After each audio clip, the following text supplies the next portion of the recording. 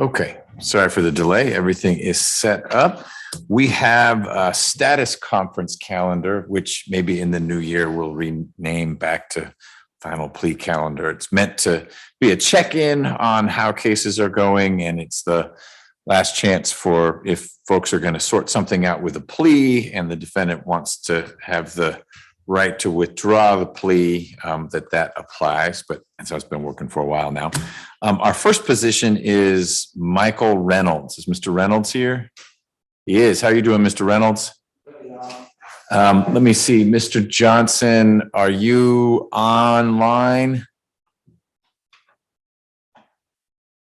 We'll reach out to Mr. Johnson because we need him here. Ms. McCauley, you're front and center. How are you? I'm doing well, Judge. How are you? I'm well. Thank you for your detailed motion in the Jordan matter. That was a very helpful and thoughtful description of what had transpired with the case. So we'll wait to figure out if we can get Mr. Johnson on. I know this had been specially set in the past for good reason, only for us to learn that Mr. Johnson's predecessor was taking a different job. Did he end up taking the job he was going to take? Okay, I guess because it's appellate, we don't see him a lot. Yes. Okay, well, may happiness follow him. I'm assuming you're going to make the same request once we know that Mr. Johnson is up to speed enough on the case. Yes. And obviously I'll repeat myself when Mr. Johnson appears. I am unclear as to his status on the trial that is especially set before Judge Glanville. I don't know if he's involved in that case. That might be our only holdup. And I don't think he is, but I need to clarify because I've heard. He's actually now behind us. We're talking about you. And it was all good. Ms. McCauley could repeat it all. She's actually live streaming and so nothing. Key question. It really will affect your holidays too. Are you part of Judge Glanville's YSL case? Huh. Well, there goes everyone else's life. What's the update you can give us on that? On that case? Yeah. We have a motions hearing, I believe, the 19th of this month. You do? And I believe that it's scheduled to go out on trial next month. In theory. And I also know that I have a special set matter for you as well. Two. Yeah. But one before, when is the YSL case supposed to go? I believe the 19th. Okay, so we'll get you that first specially set date. We wouldn't get you the second one should that go out. Insofar as there is a hierarchy in Judge Glanville's case, is your client someone who you would describe as being way up in the mix or down below, or? He's probably in the middle, Your Honor. Okay. He's not a big name, but his name is quite through the indictment quite much. Unfortunately for your client. Okay, got it. So, Definitely. And is that an appointed position for you, or were you retained by him as Eric Johnson private counsel? I was appointed. Okay. All right. Well, phooey. Okay. We'll need to sort that out before we could specially set. So we just started the status conference calendar. First position is Mr. Reynolds, gentleman in the flannel shirt back there. It had been specially set to go to trial with your predecessor, and he pulled the ripcord just before that date. It's an old case, a 2018 indictment, and one that Ms. McCauley had she requested the special setting because it had bounced around. Not your fault, definitely not Mr. Reynolds' fault, but just because we were cycling through conflict defenders, enough was enough. And so we set that date, and Mr. Cladis had agreed to that date. But his circumstances changed. We'll likely do the same thing, but not until we know what's going on down in 8F, which will really be down in 1C and 1D. A lot of lives are being put on hold because of that. So we'll see. Okay. Where are you with, so what we do, as you know now, having done a few of these with the status conference, is we're confirming there are no discovery issues and all those kinds of things. There were not discovery issues with Mr. Cladis. It was ready for trial, but handoffs are choppy. The information that I have thus far, I believe, is somewhat satisfactory to proceed to trial. I will be in touch with Ms. McCall if there's anything else that I see that I may need. But my initial review, this was one of the matters that was pretty much well prepared. Okay, good to know. Well, I will be checking with Judge Glanville so we can know a little more about your availability. Great, thank you. Just so Mr. Johnson's aware, I don't know, it's quite a long docket to navigate through, but I actually put and filed an index of all the discovery when it was served. It's a June 14th, 2022 filing date.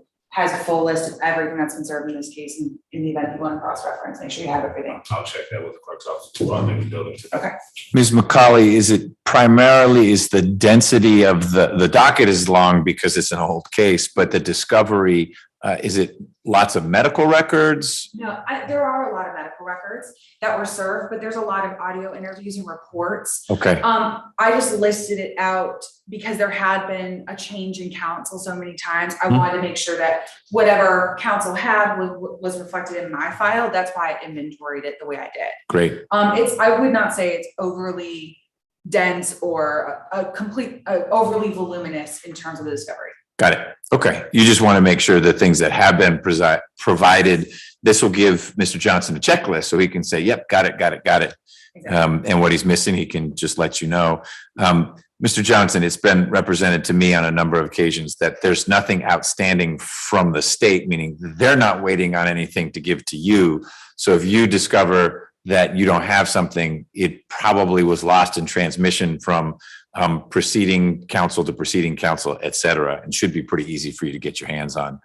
But we'll need to sort out what's happening, excuse me, with your case with Judge Glanville before we can lock this in. And just for the course of information as far as scheduling, I also have which may be bumped due to the YSL matter, I have a specially set case in DeKalb County, murder case that's set for June of next year. And I also have another one in Douglas County that is set for, I believe, in April. So just for the course of awareness. Okay. Well, what we'll do before we start I've done 2 special settings for you. That first trial week, which is not the first week of January, it's the second week of January. And which case was that? This is Tolbert. No, I think that's the end of January. I thought Tolbert was the end of January. And I did a different, I have it written down right here. It's Mr. Peck. Mr. Peck. So Ms. Charles is your counterpart. Mr. Peck has 3 cases, 2 rapes and like a sexual battery. And you were on the email chain. I asked Ms. Charles, which one does she want to go out first on? So that's specially set for the week of January 9. And then Tolbert and Williams, that's Ms. Feely's client, that's the January 30th. That's a no-go for you if YSL goes. But Peck is what is specially set for January 9th.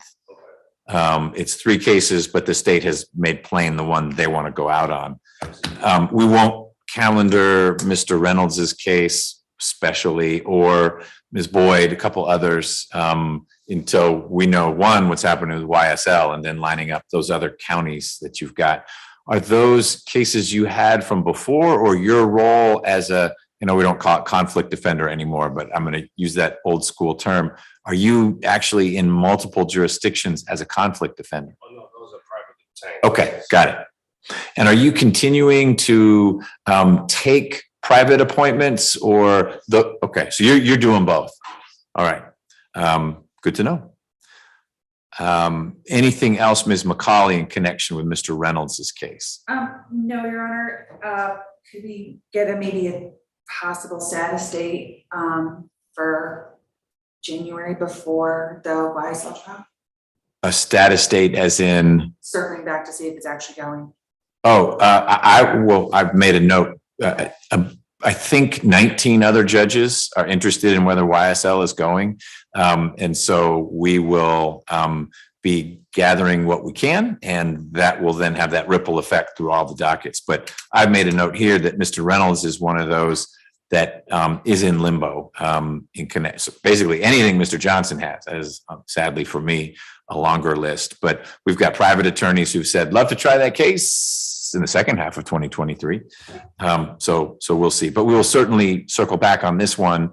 And if YSL isn't happening, or Judge Glanville breaks it into 3 pieces and Mr. Johnson's not in that first tranche, then we don't need to have a hearing. I'll just coordinate via email with the 2 lawyers to figure out was a good week to set this down as a special setting that doesn't run into Douglas or DeKalb or Mr. Johnson's other obligations.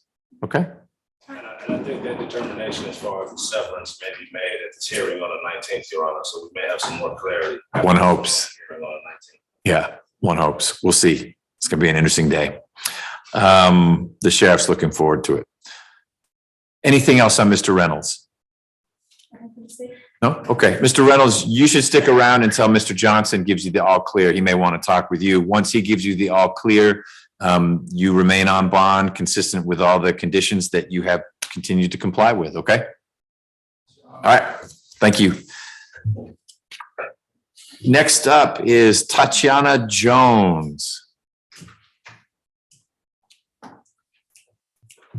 Judge, I will try Hey. to make, how are you? I wasn't sure. All these people stood up. I wasn't sure if they were, but they are with the victim's family. I will try to make contact with her again, to see if she can get here before. And virtual is fine. These are all bond cases on this status conference calendar, I believe, unless circumstances have changed. When you say try to get in touch with her again, did you speak with her in connection with today's calendar, or you have not had communication with Ms. Jones for a while? Judge, I've spoken to her in the past 2 months, I believe. I tried to reach out earlier this week and was unable to get in contact with her, Okay, but I would like to try. got it. We'll see what happens. If she's not here, Mr. Hand, bench warrant? Yes, Judge. Okay. Question mark. All right, Vondi Humphrey Jr. Judge, he's actually in custody. Hmm. So he's been on a trial calendar for this case. For fare evasion.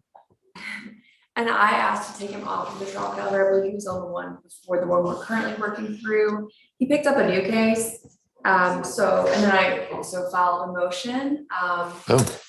They came back though and said he's good to go. Oh, you had an ex parte it's not a motion that, now we need to litigate. That was my recollection, that we're able to proceed with Mr. Humphrey, but now he's got a CP case. Correct. So it's a little tricky. His attorney in our pre-indictment unit he had court actually on the unindicted case this week, and she's working through trying to get a resolution on that one so that we can have it go along with this one. I've talked to Mr. Hand about this case.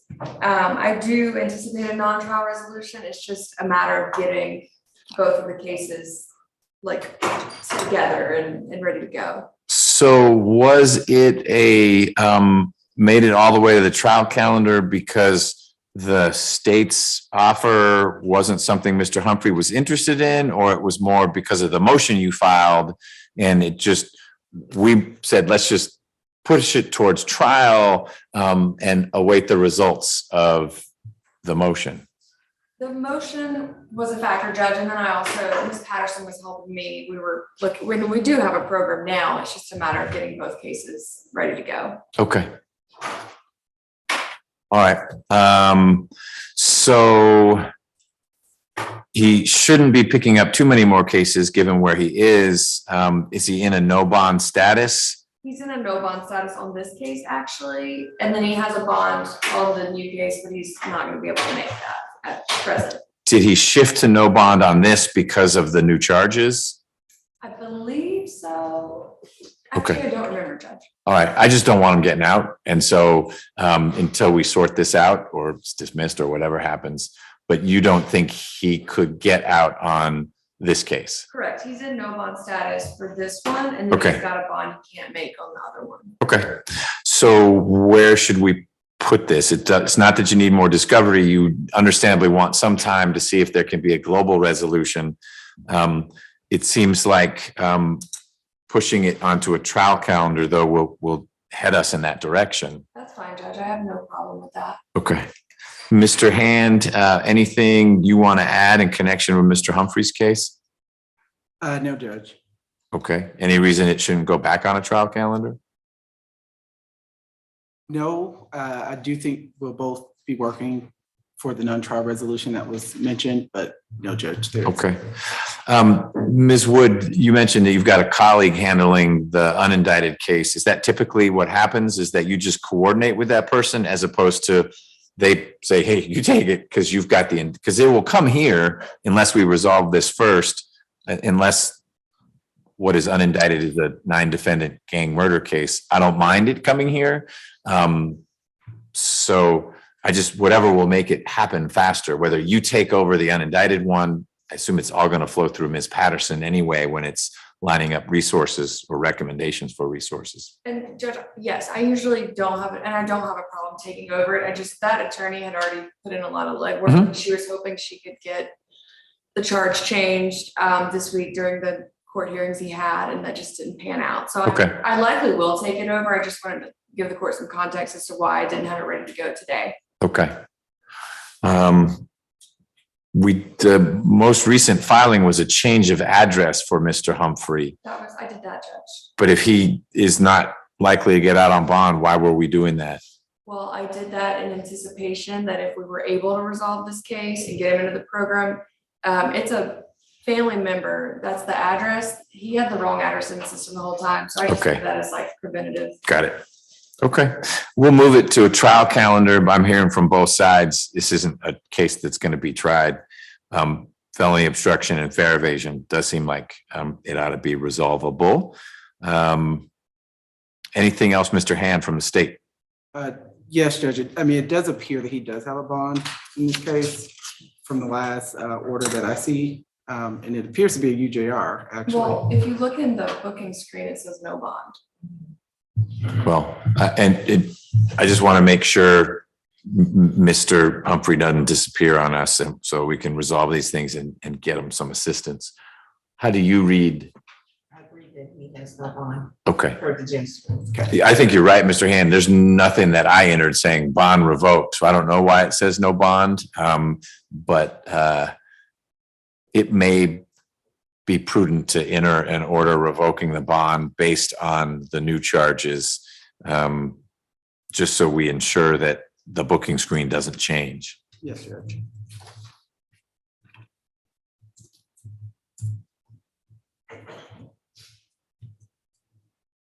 Do the new charges, if you know, Ms. Wood, post-date his bond in this case, or it's just charges that finally got a complaint issued? It's a new incident. Okay, Judge. new incident. Okay. Is it anything particularly complicated? No, Judge. Okay, great. Let's turn then to, I think we have this mysterious case that has the alleged victim and the defendants all in one indictment. Who is that, your case, Mr. Hand? Yes, Judge. All right, so let's see who we've got here. Mr. Stewart. Mr. Stewart is on the Zoom, Your Honor. Hey, Ms. Feely. Where's Mr. Stewart? He is on the Zoom. No, I'm here, sir. You say that, I just need to see him. He's sharing video. He just waved. There he is. Okay, let's spotlight that. There's Mr. Stewart. How about, is it pronounced polio or polio? It's polio, Your Honor. All right. Polio, Your Honor. Well, it's whatever the person who it is. Wave your hand if you are Cody P. Right here, Your Honor. Why is it not showing up for me? What does it say on your screen? Oh, iPhone. Got it. All right. And sir, is it polio or polio? Polio, Your Honor. Polio. Okay. And then we should have a Catherine Sanders. Catherine Sanders is in court. All right. So Ms. Feely represents Mr. Stewart. And Ms. Bando, are you on the call? I am, Your Honor. Great. Good afternoon. Thank you for being here. You represent Mr. Polio, and Mr. Johnson, you represent Ms. Sanders. All right. Let's start just in the order it appears on the calendar. Ms. Feely, do you have the discovery you need to represent Mr. Stewart at trial? Yes, Your Honor, and I've provided relevant law to both Mr. Hand and his predecessor, Ms. Charles, that I believe necessitates a null pros because self-defense is a defense to any crime. So and I just recently provided some more information at Mr. Hand's request, so we do not anticipate this needing a trial. Okay. Mr. Hand, anything you want to add in connection with Mr. Stewart? Yes, Judge, that's accurate what was said. The state just wants to cross a T and dot an I before we move forward with no crossing. Will you be crossing your T before you sign your departure papers? Will, Judge. Okay. So, Mr. Stewart, it sounds like the state will be dismissing the one count against you, which may make the state's life easier anyway, because as again, I understand the peculiar structure of this indictment. You are the alleged victim in counts 1 through 8, and then you're the defendant in count 9. So just stay in touch with Ms. Feely. She'll let you know. We don't need to have court again for the dismissal to happen. Mr. Hand, the prosecutor, will send an email to my staff saying, or file something saying we move to dismiss. I will likely grant that, and then you're done. But Ms. Feely will let you know when that happens, okay? Yes, sir. Any questions? No, sir. All right, so Mr. Hand, I guess by the middle of next week or so, that ought to be happening. Yes, Judge. So 14th, all right. Okay. That gets us to Ms. Bando's client, Mr. Polio. Ms. Bando, do you have discovery in the case? Yes, I was served it, I think Monday or Tuesday of this week. You just got discovery in this case. All right. Any reason to believe that we need to have any substantive evidentiary hearings on a motion to suppress or anything like that? Not that I'm aware of at this time, Judge. Okay. Any reason we can't move Mr. Polio's case to a trial calendar? Not that I'm aware of. All right. Mr. Hand, any outstanding discovery issues you can think of? No, Judge. All right. Please stay on just while we work through the final co-defendant in case there's an issue that comes up that you say, wait, me too. Mr. Johnson, same set of questions. You have discovery for Ms. Sanders. You have the same set of answers I received this week also, Your Honor. Hot off the press. Yes, Your Honor. Okay. I also, along with the discovery, I also received an offer from the state as well. Okay. So at the present time, I do not see any reason why the matter cannot be moved to a trial calendar. I will convey the offer to my client and then speak to the state regarding the possible resolution. Okay. Mr. Polio and Ms. Sanders, you're both on bond. Whatever those conditions of bond are, make sure you continue to comply with them. I suspect one of them is stay away from Mr. Stewart. I don't know if you're supposed to stay away from each other as well. Whatever the bond says, just make sure you keep doing that. If some part of your bond you find is getting kind of hard to comply with, like you had a curfew and your job has shifted, let your lawyer know, and your lawyer can reach out to me and we'll see if it's appropriate to modify it. The next step will be for your case to be on a trial calendar. That doesn't mean you're going to have a trial. It may be that you work your case out through negotiations between your lawyer and the prosecutor, but it's definitely time for us to resolve this. And if you can't negotiate it, then we'll let a jury sort it out. Ms. Bando, anything else on behalf of Mr. Polio? No, Your Honor. Okay. Mr. Johnson, anything else on behalf of Ms. Sanders? Okay. Then you all are free to go. Thanks for being here. Thank you. You're welcome. All right. That gets us to D'Anthony Brown. Mr. Brown.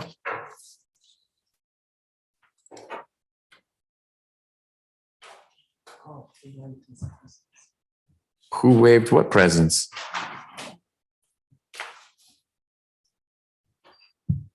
This is one where no one was showing up. It was previously. All right, let's look this one up.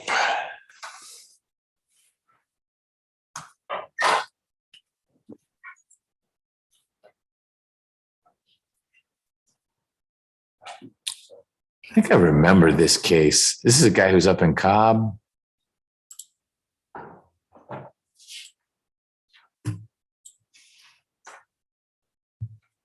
Requested a bond hearing. Yeah, let me see the picture of this guy. can't tell from that. Is there a way to tell from the booking screen where they are, if they're in Cobb or here? Oh, we can screen. It's coming up for me, Your Honor, in Odyssey. It does say outsourced to Cobb. Not that this is any of my business, but just to be helpful. It is always your business if you're being helpful. Then I'm remembering the same person. I just was associating it with this lawyer. And so Mr. Brown couldn't be here virtually because this is not a jail Zoom calendar. Mr. Matthews, are you here? Going once, going twice? All right. Let's put this on a trial calendar.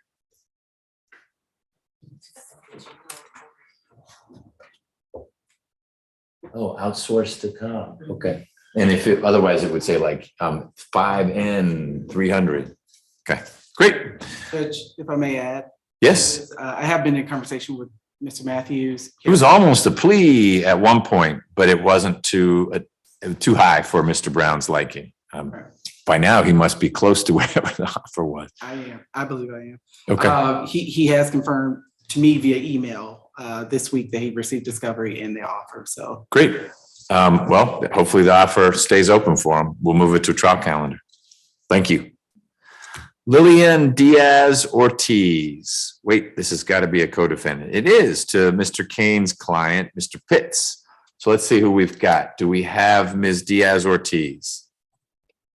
Your Honor, she's here as Hope. That's what her name is on here. You I can see wave it. again. Yep. Hope is right there. Okay. That's her middle name. Yep. And we'll add you. How about Mr. Pitts? Mr. Pitts is incarcerated.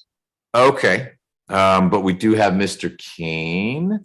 That's right. Ms. Nelson told me that some defendants we weren't bringing over because it's status just to make sure discovery is out there, et cetera. I'm remembering this case too.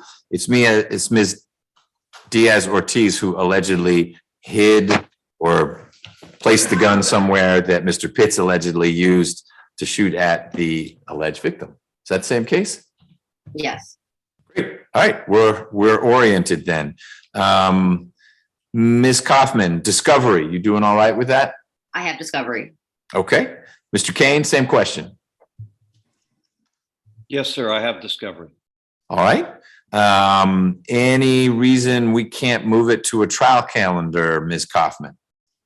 No, Your Honor, except I expect my client's case will be resolved short of a trial. Okay. But it hasn't yet. So I have found the great forcing mechanism is to get it on a trial calendar. And then all of a sudden, things start to move. Mr. Kane, any reason we cannot put Mr. Pitts's case on a trial calendar? No reason. And did you say there's no better forcing reason or coercing reason than putting the case on the trial calendar? So first of all, it was mechanism, and it was sort of like like if you have a door that won't open real well and you put WD-40 on it, then the door opens better. So it's like that. Lubricant. Yep. Right, So let me find out from Mr. Whitenauer, who's also on this call. Mr. Whitenauer, any concerns from the state about moving Mr. Pitts and Ms. Diaz Ortiz to a trial calendar? No, Judge. Okay, we'll do that. And we'll see if it has the WD-40 effect.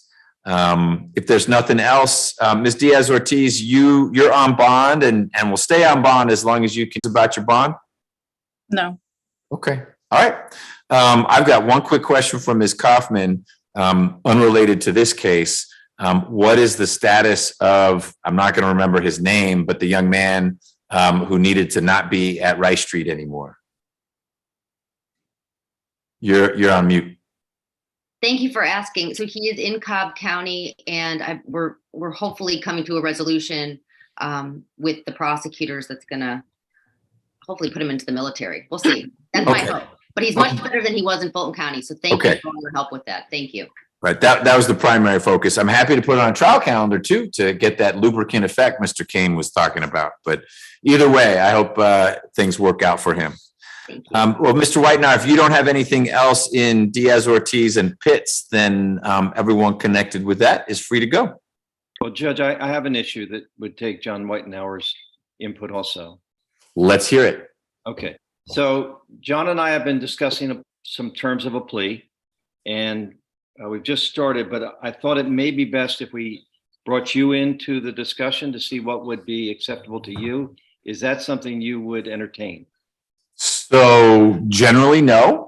I don't get involved in the midst of a pretrial situation, but if you and Mr. Whitenhour at some point, not in this setting, want to talk to me about where you are and where you're stuck, I'm happy to listen to that. But otherwise, I leave it to the skilled prosecutor and defense attorney to try to navigate things like that. Yes. Well, we're a long way off, and I think we both agree that this will not be a trial. This is the Rec 1 Pitts portion of the indictment. Right. This will not be a trial. And we've just really started the negotiations, but it's kind of an unusual case, and I thought your enlightened input would be valuable and would help us.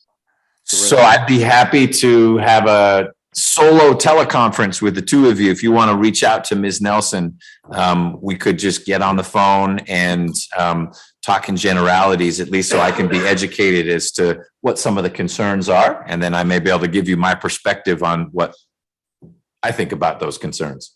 All right, very good. Thank you, sir. You bet. All right. Thank you. You guys are free to go. All right, good day to you.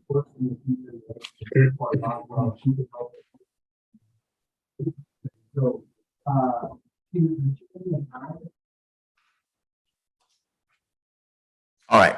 Next up, we've got Mr. Lloyd. I'm not quite sure. He doesn't have a lawyer for this case. So We just are flagging it because we have two cases, one that has representation. okay. one that doesn't. So Mr. Lloyd retained Mr. Melnick on his other case, but on this case, he has not retained anyone. Well, I can't ask him whether he plans on hiring an attorney. No, and that was my intervention. Okay. I wasn't bringing any defendants over. But we can't, today's not our bring defendant over day. Okay. Do you have any idea if Mr. Lloyd is planning on hiring an attorney for his second case? Judge, who are you asking? Well, sometimes he has family in court. So I was actually looking at his family member. Yep.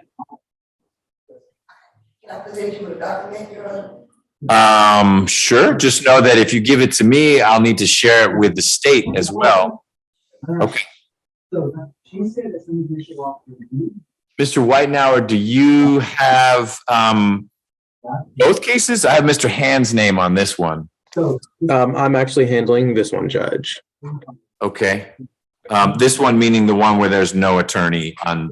I was just handed by Deputy Gordon a decision signed by Mr. Hutcherson about 2 months ago saying we're not prosecuting Mr. Lloyd for the charges in it's 19 CP 186712, which I think became this indictment.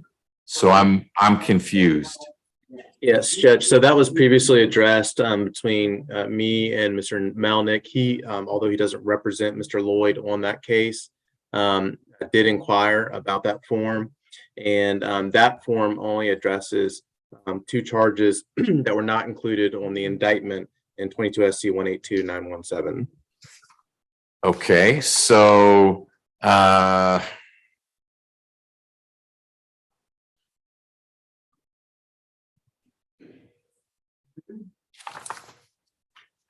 is one supposed to know? I guess it's the I don't know. I'm reading it, and what it says, Mr. Hutcherson reviewed the facts of the case. Probable cause existed for the defendant's arrest, and the decision of the district attorney is to not prosecute Mr. Lloyd for charges arising from that CP case number. And the reason given is prosecutorial discretion. How does one divine from that which charges are not being prosecuted? So my representation to the court just now is based on an email exchange I had with Mr. Hutchinson about that. And he had indicated to me in an email that and so I understand your question, how that could be divined from just what's on that form. But that was his explanation, that there were charges that were not included in the indictment, and that was submitted to handle those two charges. And I can look on the manager to see what those are. Okay. While you're looking, it's confusing and it needs to be explained to me as well, ma'am, because one way to read this is we are not proceeding with the indictment. And the indictment, of course, was from June of 2022. And here's a decision of the executive district attorney saying we aren't proceeding with charges arising from the CP number. And it even references the indictment. So it's a little confusing. You just need to answer my question. Assume for a minute that there is a good explanation for what this means. And I suspect what it means is that Mr. Lloyd was arrested for more than 4 things. 4 of them were indicted and some weren't. But that's not what I want to talk about right now. I do in a minute. I want to understand whether Mr. Lloyd is planning on hiring an attorney, if there are still charges in this case, or if the money is out and I need to get a lawyer appointed to Mr. Lloyd. You think it's an appointment? Right, I can't again, we hired him to the other case, but I'm trying to get a public defender. The kidnapping charge, it was brought on my son after the fact. They added it on. Okay, so my question though is just about lawyers. And what I'm hearing you say is that your family is able to afford Mr. Melnick for the one case he's on. Okay, got it. That makes sense. Mr. Whitenauer, what Mr. Lloyd's mother was saying is that Mr. Lloyd may not have originally been arrested on that CP case for kidnapping, and so kidnapping was added, which is fine. The grand jury can add what the grand jury thinks there's probable cause for. I just need the order from Mr. Hutcherson explained to me so I can better understand what he's saying. I understand, Judge, and it may take me going back and speaking with him further, but in looking at attorney manager side of Odyssey, I'm seeing that I believe that document concerns 2 counts, an aggravated assault family violence and a battery family violence. And those 2 are showing as being dismissed for warrant of prosecution in connection with that CP number. I'd have to go back and speak with him to see how it is that form needed to be produced. But that's what I understand right now.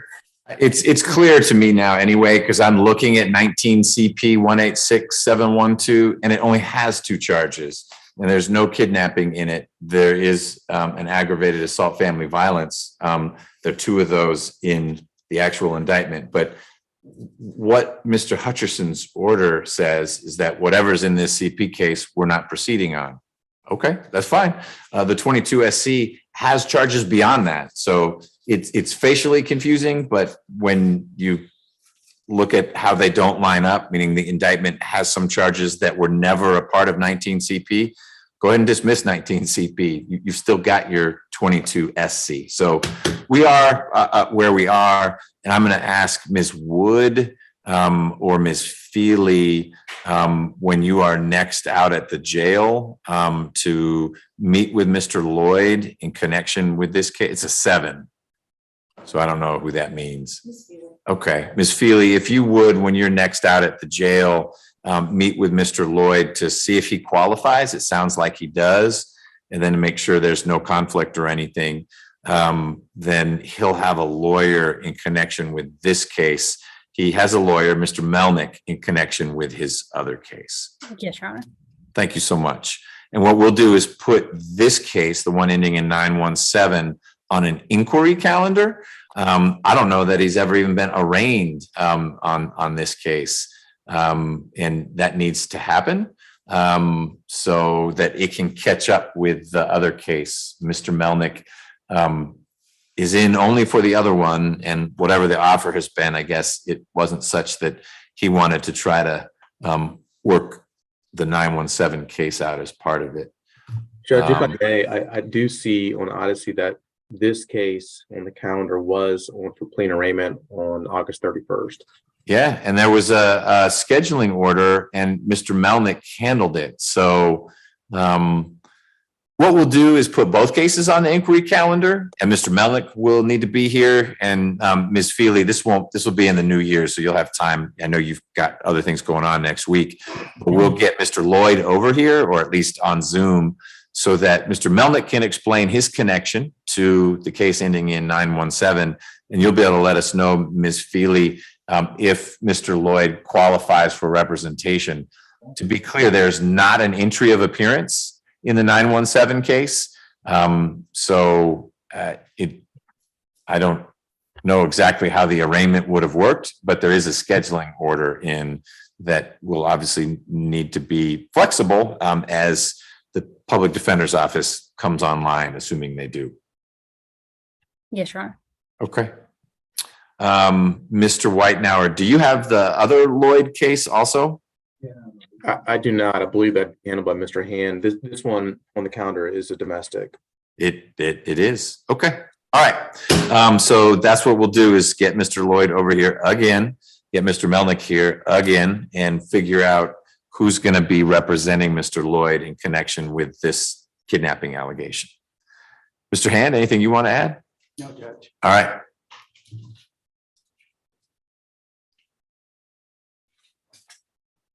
And ma'am, I want to make sure you keep this. Oh, you've got a copy? You may. Okay, so you have great questions, and those are questions that you and Mr. Lloyd ought to share with whatever lawyer is going to handle the case.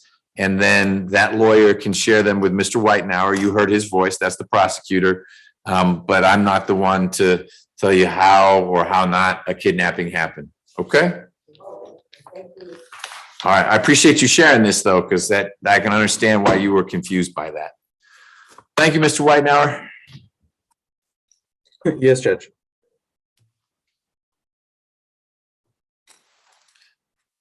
All right, next is Mr. Riggins. Mr. Riggins has two cases.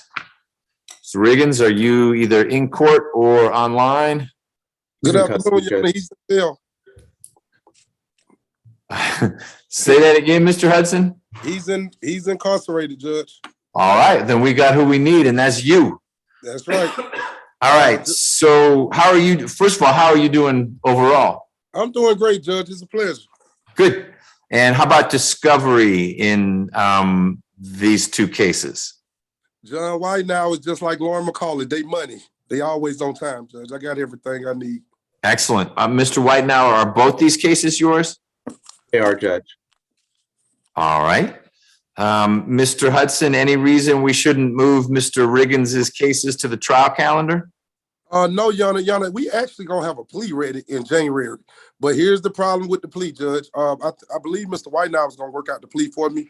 But Judge, I'm too is a victim of the YSL indictment. So I mean, so we need to get you before January 29th. Yes, Judge. I believe I may still be on the case depending on what the state's new resolution is, but I probably might not be. It may get resolved. I'll be knowing better like down the line after today, and then I'll let Ms. Nelson as well as the state know if we can schedule it. But it's going to be a negotiated plea. I've given Mr. Whitenauer everything that he needs, and he's given me an offer, and that offer may change, but it may change for the better for us. But whatever his final offer is, Judge, we're going to take it, given the facts that what Mr. Whitenauer know and what I know. Okay, so why don't we put this down? I'll work with Ms. Nelson, but we'll put it on a calendar for early January. I don't mean first week of Jan, but after everyone's back.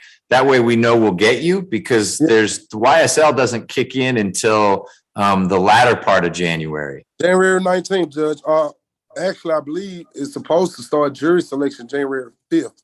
And I believe actually Judge Glanville said we may go out on the 9th, but I don't think it's logistically possible with 28 people in one courtroom. And they might be using courtroom 1C or 1D, but I don't know. They're using both. I'm like you, Judge. I wanted them to break it up in threes, and we probably could get there. Okay.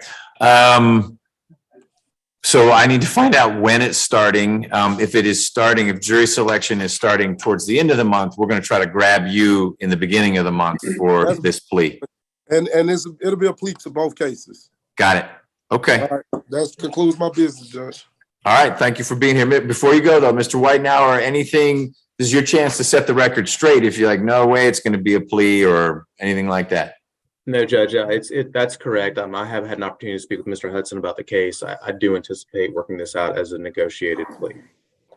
Sounds good. We'll get a date in January, assuming there is a date before YSL starts. We're going to grab that and get Riggins, Hudson, and Whitenauer all in the same space.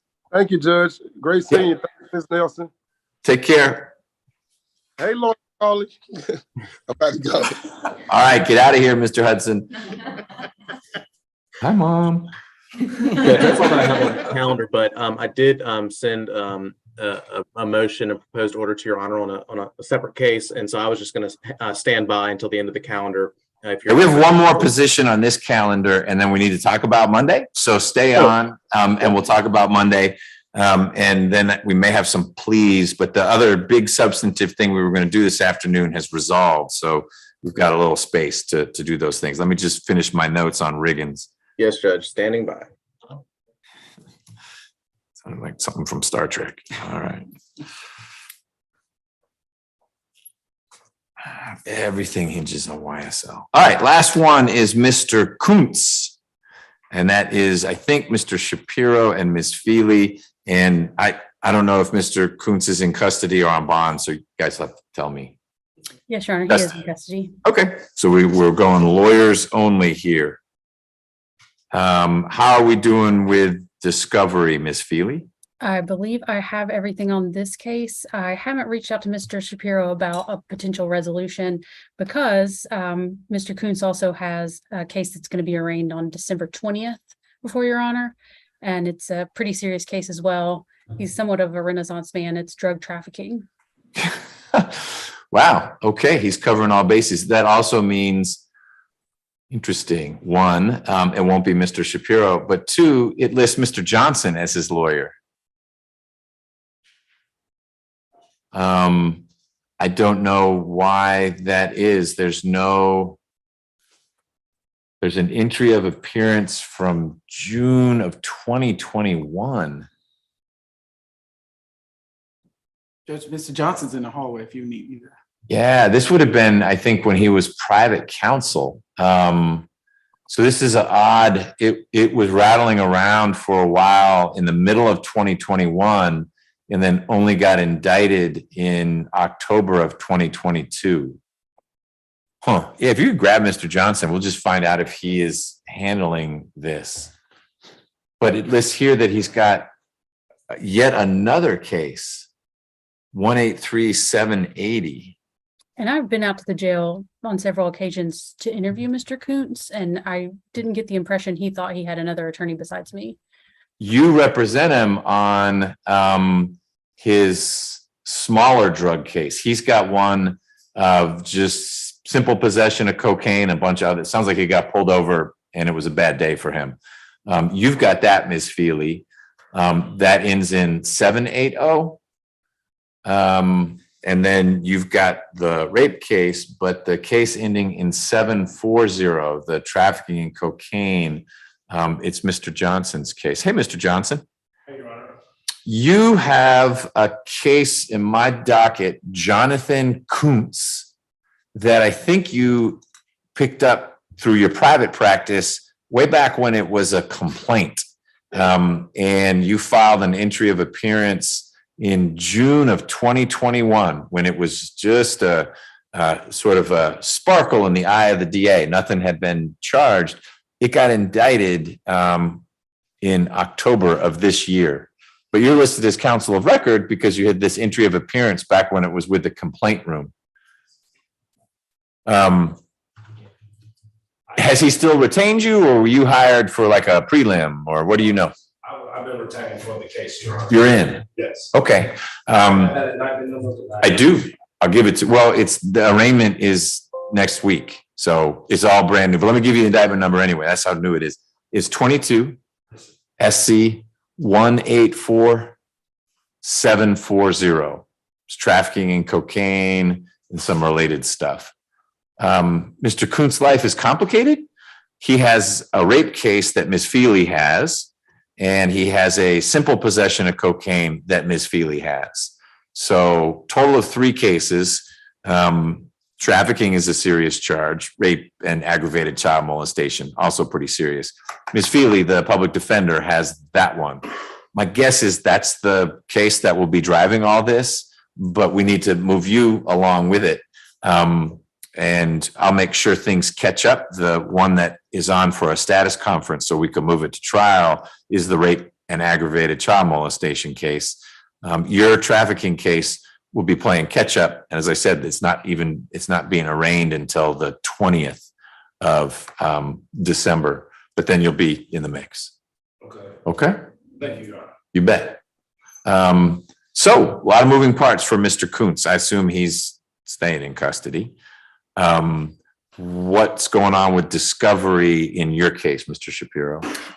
Judge, the discovery, our initial was served in August. I've been supplementing it with some additional medical records in October. Unless Ms. Feely has any different information, I think that's our announcement as to discovery that we currently have. The 2 issues with this case, one is easily resolvable, one may take a little more time. These are discovery issues? Correct, Judge. Yeah. So Mr. Kuntz's phone was taken by APD and initially placed into property. It was then recategorized as evidence after, during the forensic interviews, both victims for this case sort of indicated that there would be some evidence possibly on his phone. Mm-hmm. So our office has now obtained the cell phone from APD, and we submitted a search warrant to Your Honor, I believe on Monday of this week.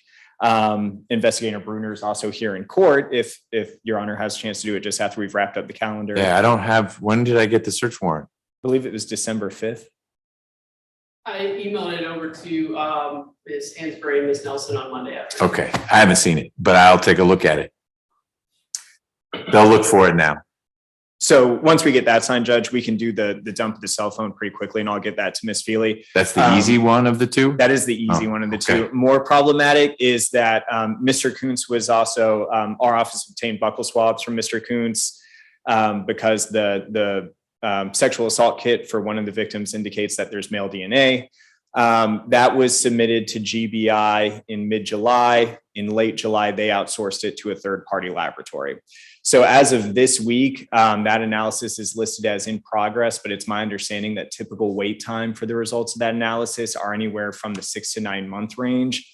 So from July, we're likely going to be in March or April before we have the results of that DNA analysis. Okay.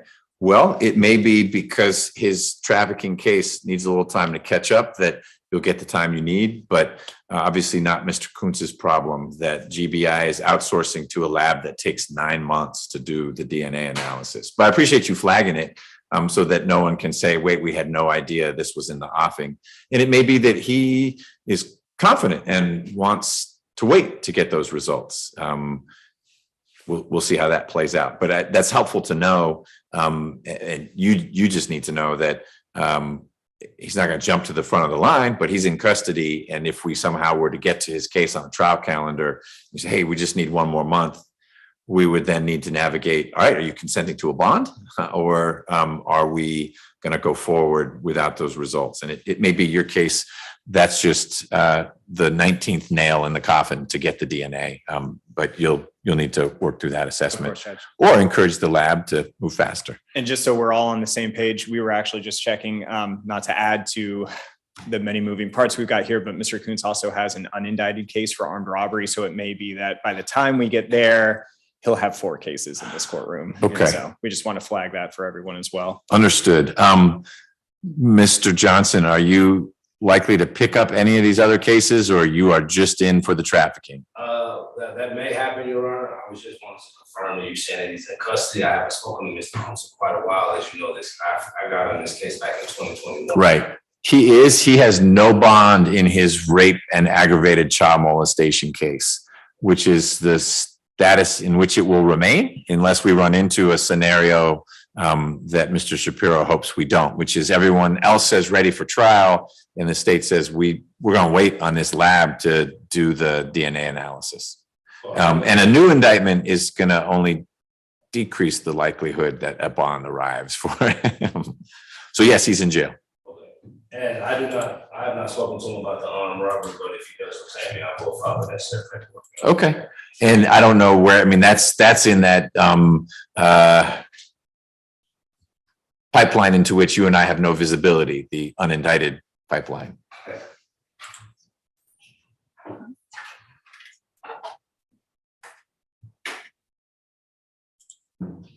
Okay. Anything else, Ms. Feely, in connection with Mr. Kuntz? No, Your Honor. All right, Mr. Shapiro? No, Judge. I appreciate you sharing that info. What we'll do is hold off on moving. I think what we'll do is, I'm going to talk with Ms. Nelson. What we may do is move the 3 cases about which that are indicted to a trial calendar as sort of mid next year.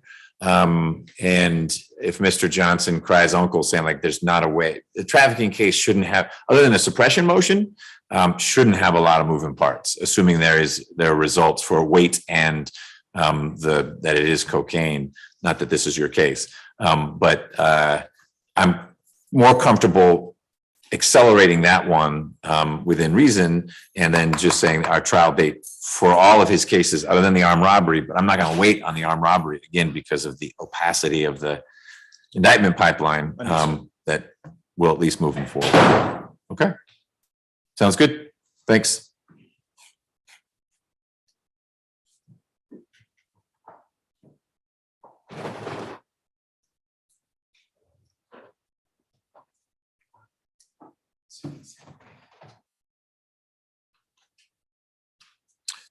That is it for our status conference calendar. Is there anyone in here who thought they had a case today? We have a couple other things. I just don't know who all is here. Did Mr. Jones end up making it, Ms. Feely? I still have not been able to reach Mr. Jones, and so I don't know that if he has a legal excuse for not appearing related to his health, but as soon as I can reach him, I'll let the court know. Okay. How about Mr. Coleman? Mr. Coleman, I have spoken with. He is still not doing very well. He sent me some more pictures of his arm that's still seems like maybe shouldn't be traveling around in public yet. And I can forward those to the DA. They're in a format that I wasn't able to do so before court, but I'm happy to do that. So this was my request to put him on this calendar, and it was my error to do so, given I didn't realize the extent of what he's dealing with. No, I'm glad that we locked it in to try to do something, but Mr. Jones wasn't well, and Mr. Coleman, I think at one point was fine. This stabbing is recent, but we do need to keep these moving forward, and you're going to need to find Mr. Jones. So my thought is we reset Jones and Coleman for a mid-January date. And if Mr. Jones doesn't show up virtually or in person, it's a bench warrant. And it seems like by then, Mr. Coleman ought to be able to move around a little bit. Yes, Your Honor. Okay. Mr. Hand, do you have any objection on behalf of Mr. Jordan, since there'll be his situations? No, Judge. Have you met Mr. Jordan? I haven't. I've been waiting for you to introduce me. Judge, this is Mr. Jordan. Hey, Mr. Jordan. Nice to meet you. Your Honor. Nice to meet you. You got rave reviews from Judge Eaton. Excellent, excellent. I hope to bring the same quality of work in here. Good. When do you start? I will be accompanying ADA Hand next week, but I believe that I fully take over on December 20th. December 20th. When is your last day, Mr. Hand? December 16th, Judge. So what happens on December 17th? Is December 16th the Friday, Mr. Hand? Yes. Yes, it is. Yes. So I'll just have to, 16th is a Friday. So the 19th, if I have a criminal crisis, I just have to hold my breath for 24 hours. The 19th is when I take over. Okay. My apologies. That's okay. We don't have any criminal stuff on the 19th, but on the 20th, we'll be ready to have you. Great. Looking forward to it. You should figure out a time to come by so we can chat.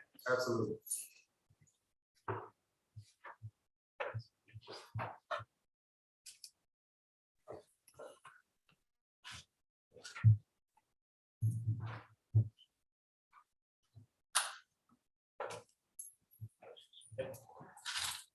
All right. Were there other folks we needed? I know we have Mr. Torre, and we'll do that. I want to talk about Monday first, but I don't know if there are other folks here. Yes, Your Honor. So talk me through who we've got, because I don't have any other calendars. Yes, on the Zoom, we have Giovanni Walker. That's case number 22 SC 183897.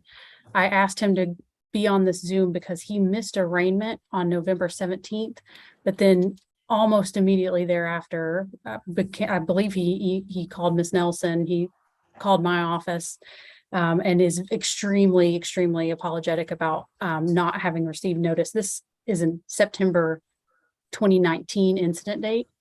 Yep. And so he has joined us on Zoom in the hopes that the court would arraign him today. And I have good contact number, email address, and his current address as well. Okay.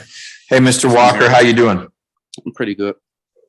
Mr. Walker, do you live in the Atlanta area? Not currently. What town do you live in right now? I'm in Denver right now. Aurora. Okay, Aurora, Colorado. Yes.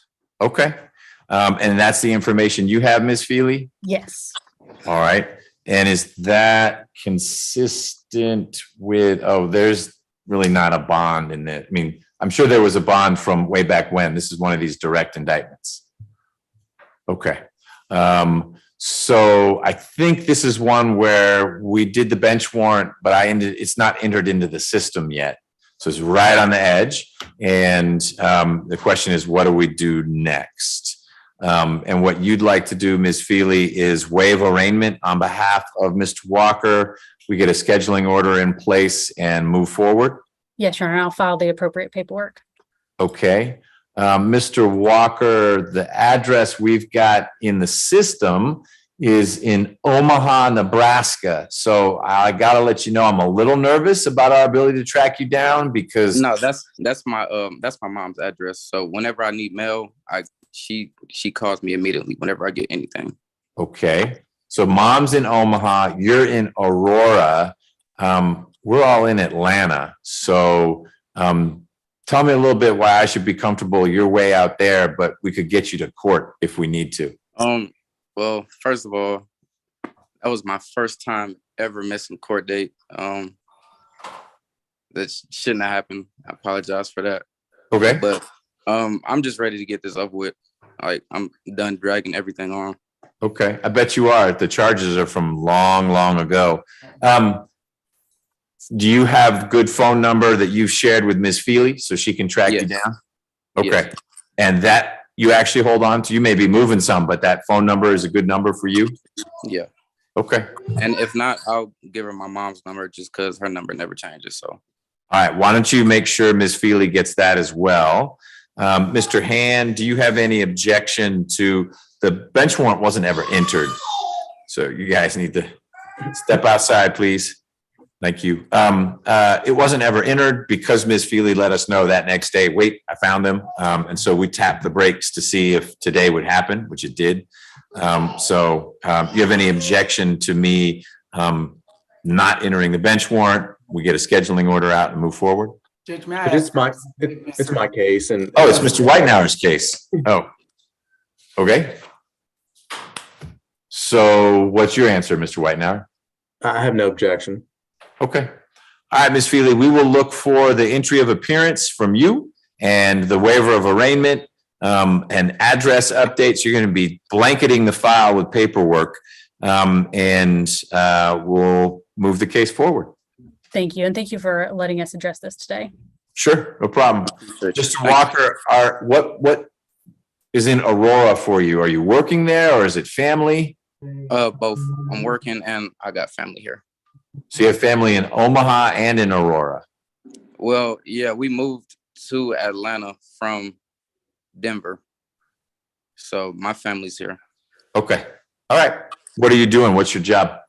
I'm a ref. I ref basketball. NBA, high school? It's anywhere from 3rd grade to high school to 8th grade. Okay. Or not high school to middle school. Okay. Is that a full-time job or you ref like one game a month? Nah, it's part-time. I do about on average I try to do 3 to 8 games a day, but because of December right now, there's not that many games, so right, it's sporadic. Okay, well, and then it'll be sporadic when we get to late spring because basketball's done. What's next? Late spring. I think that's when basketball starts. Really, basketball is ending right now. Okay, like summer league. That's when the main time for any reps. Got it. You ref for summer leagues. Okay. All right. Well, we will be in touch soon as to whatever your next court date is. Please make sure Ms. Feely has all your contact information, email, Instagram, whatever it is you travel on. Okay. Okay. All right. You're free to go. All right. Thank you. Who else? Judge, if I can jump in real quick, I know that we had a 1:30 calendar. I know that the case was order was entered.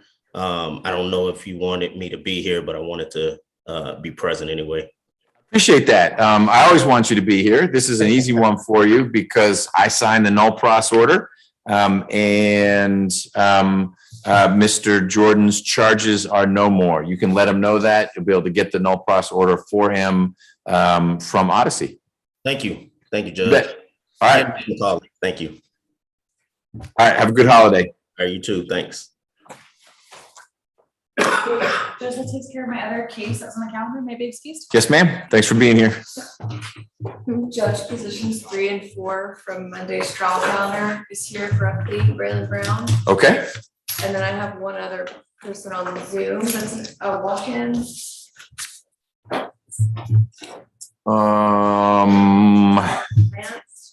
Jamar Grant. Okay. Yeah. December as well, Judge. All right, I've got it. Ms. Nelson has printed some stuff out. So let's just, let's take care of Mr. Grant and then we'll make a plan. I think we'll do Torre after that because we've got our interpreter and we've got Ms. Patterson here. You done? That concludes my business as well. Can I be excused? Do you have anything on next week's trial calendar? I do not believe so, Judge. Okay. I believe our only matter was resolved with a plea 2 weeks ago. It was Okay. Melito Perez Vasquez. I believe that Great. was our only matter on that trial calendar. You're free to go. Thank you, Judge. See you. All right. So Ms. Wood, tell me what's going on with Mr. Grant in this case from 2009. Judge, what I know is he left some voicemails while I was on trial this week, and so I spoke with him this morning. Apparently, he was in the midst of a job interview this week, and this warrant popped up. The warrant itself is from 2010. He was very upset and freaked out by it because he's never had it pop up before in the 12 years that he's been living his life. I don't know much about the case other than that. It looks like there was a co-defendant and Quentin Rowlett, who pled in 2011.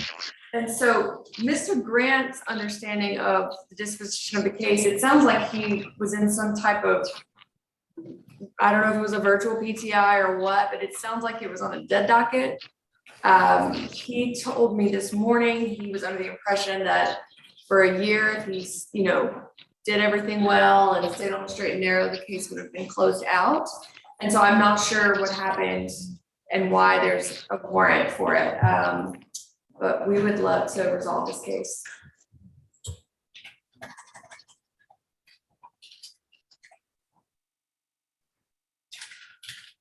I'm just looking at the docket.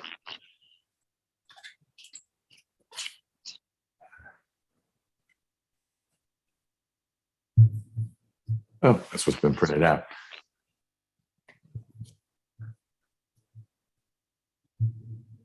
According to Judge Woodson,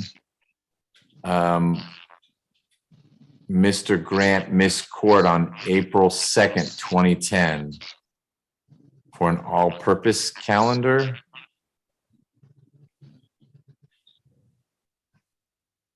Anyway, that was, but it was put on an administrative dead docket. My guess is that a warrant must have gone out with it, and that's what caught up with him. Yeah, then there's a bench warrant. So I don't see anything that would say PTI. Doesn't mean that there wasn't some oral agreement. And I guess this is my case because it says Downs on it. I wasn't even a judge when this guy died. Can I be exempt? Okay. So what should we do? Put it on a, what kind of calendar do you want to put it on? You'll need to talk with Mr. Jordan about it. Could we squeeze it on to, is there any room on the December 20th calendar? How about this? I'm gonna let you talk with Ms. Nelson. She's that kind of gatekeeper, and that's a good time to be able to talk about things. Where are you right now, Mr. Grant? What city? I'm currently back here in Atlanta. I had moved to DC for about 7-8 years, and I'm back here in Atlanta. I've been here since 2020. Excellent. So it's easy for you to get to court. Yes. Okay. So let's try to do something this month. Get with Ms. Nelson and obviously the prosecution. Maybe that'll be one of Mr. Jordan's debuts, is what to do with Jamar Grant's case from 2009. It's listed as judicial hold, so it's not burning a hole anywhere. But if there's a warrant that's following, it's kind of a quiet warrant that's following Mr. Grant around, we ought to clear that up. So yeah. If you can, hold on one second, Mr. Grant. If you can get good information about address and whatnot and file in a change of address for Mr. Grant, I can wipe out whatever warrant is there and make this an active case instead of judicial hold. But we'll do that only after we get a date when we could get everyone back here. Thank you, Judge. Mr. Grant, if you'll just send that information to my email address I gave you this morning, I'll get that paperwork in. Okay, will do. Thank you. So that information would be a good mailing address for you, your cell phone, your email, get all that to Ms. Wood so she can track you down if she needs to, okay? Yes. And may I ask a question? Yes.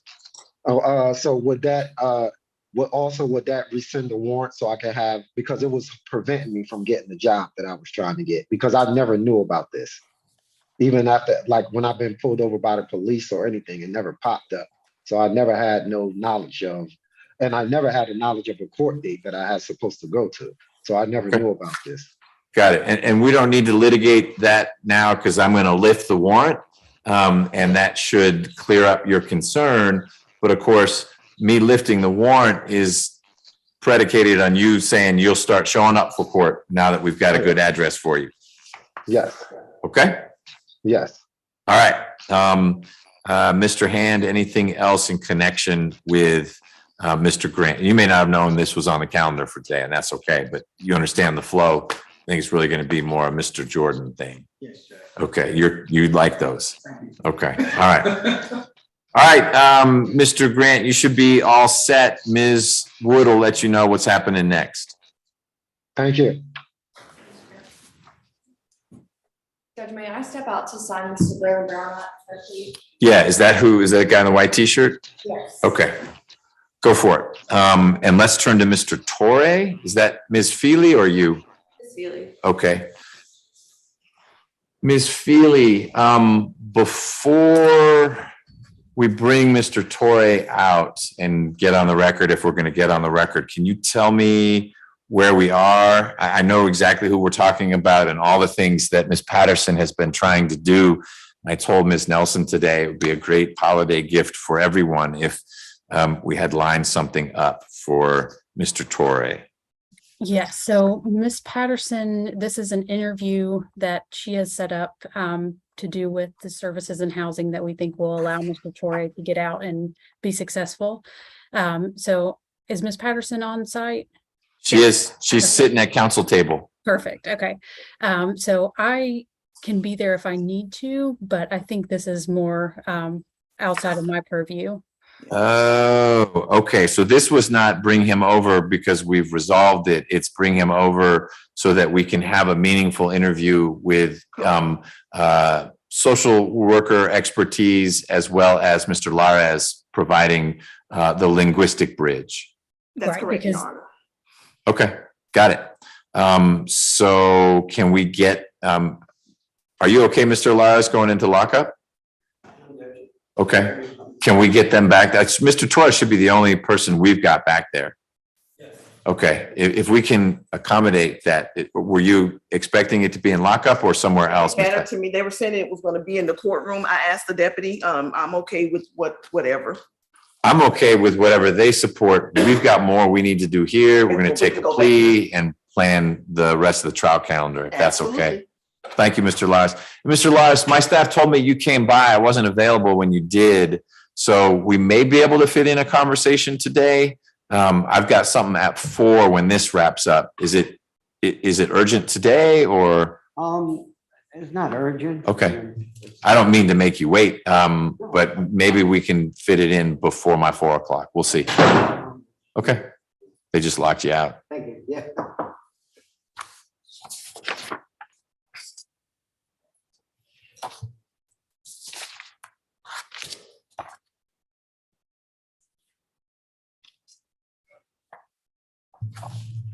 All right, I'm gonna go grab the trial calendars with Brown on it. We've got a plea. I see Mr. Peltz. Yeah, from the 12th calendar. It's on the 12th. Yeah, so is Brown. So we'll do, so we maybe they'll jump in that while they're signing Brown. All right, I'll be right back.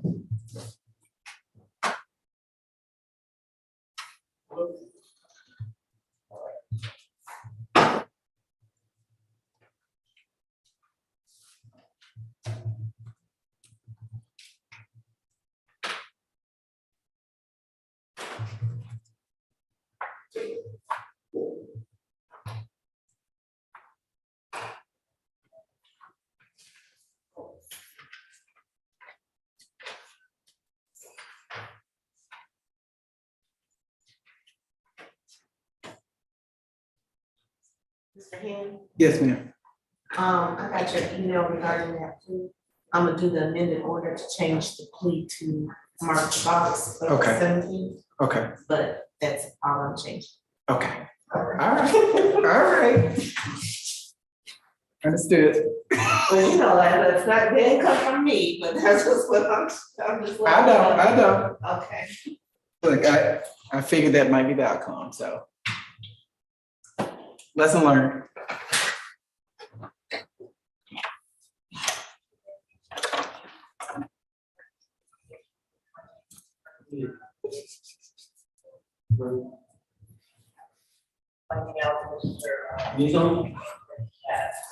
I was looking at a candy. Yeah. Had it right here. You got some candy? Candy? Yeah.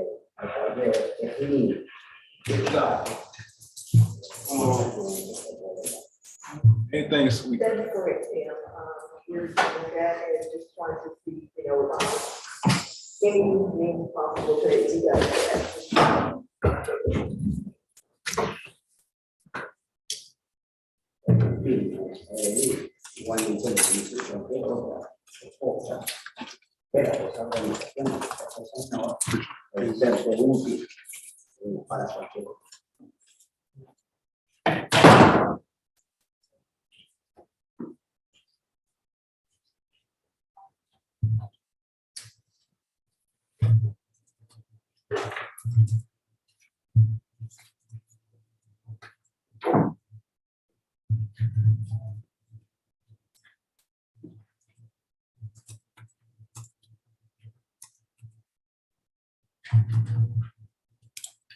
Here's the search warrant.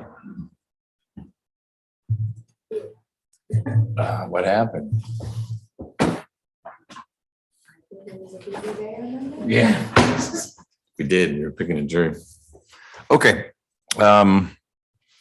We have no defense attorneys. Ms. Feely, you're still on. Yes, and I've got the trial calendar in front of me. Okay. We don't have Mr. Abate. I don't know if he's able to join us. Coach, I forwarded him the Zoom link and I also texted him. He said that he was leaving Grady and he is, as of 7 minutes ago, on my way back now. Okay. Why don't we do the Peltz plea then? Because I think we've got everyone we need for that. And then we can circle back to the status of Monday's trial calendar. Mr. White, now I'm trying to see how that affects you. The person you've sent this material witness warrant on, that's the alleged victim in Mr. Carter's case? It is. Okay. And then there was some case of yours, I don't have the numbers in your email in front of me, that was going to be a PTI or something. Is that Rosner? That is correct. When am I going to see that paperwork? Yes, Judge. So I am waiting on a phone call from defense counsel David Cooper. And as soon as I get that phone call, I think I can submit finalized paperwork to your honor. That I would hope to have that for you today. Okay. But whether it's today or Monday morning, which is less good than today, that's not a triable case. That is something that's going to PTI. Yes, Judge. Okay. Then is it Mitchell? Mitchell, you're ready on. That's what you've sent in the voir dire and the jury charges. And I think Ms. Feely, you've done the same. I have, Your Honor. Okay. All right. Great. Then Mr. Whitenauer, I don't know that you need to stay on. I have your paperwork for Carter. Is there a reason to believe this person won't be in hand by Monday? Yes, Judge. She has refused to provide us with her address. And my investigators, Investigator Winston, Investigator Epler, who are present on the Zoom, have made efforts to locate her using law enforcement databases. We've made personal visits to known addresses here in Georgia. I've had phone conversations with her and text chats with her, and she has refused to provide an address where she could be served and refused to agree to a time, date, and place where we could meet. Got it. Okay. I will review that when I am able, but you should assume, well, I need to see how the conversation goes with Ms. Feely and Mr. Abate. I just don't mean to keep you on. But if Brown is a plea on both his cases, is that your sense what's going to happen? Yes. Yes. Okay. Then Carter would be up, but you're ready to go with Mitchell if we can't do Carter. That's correct, Mr. Whitenauer? That's correct, Judge. Okay. You're welcome to stay on. I don't know that we'll circle back to the Carter matter again today. Okay. Thank you, Judge. You bet. And Ms. Bruner, I don't mean to keep you here either. I now have the search warrant. I can't mess with it right now because of all this. And knowing that Kuntz isn't going to be at trial until the middle of next year, if we get that back to you next week, is that okay? Or is there a time sensitivity to it? No, that would be perfectly fine, Judge, but I will be in Alabama for training all next week. Mhm. We maybe circle back the following week. Possible? We'll try. I'll be in a. Or we could do, could we do Zoom? We can. Okay. We'll figure out a way to do it. We'll figure out a way to do it. Thank you so much. All right. Take care. You too.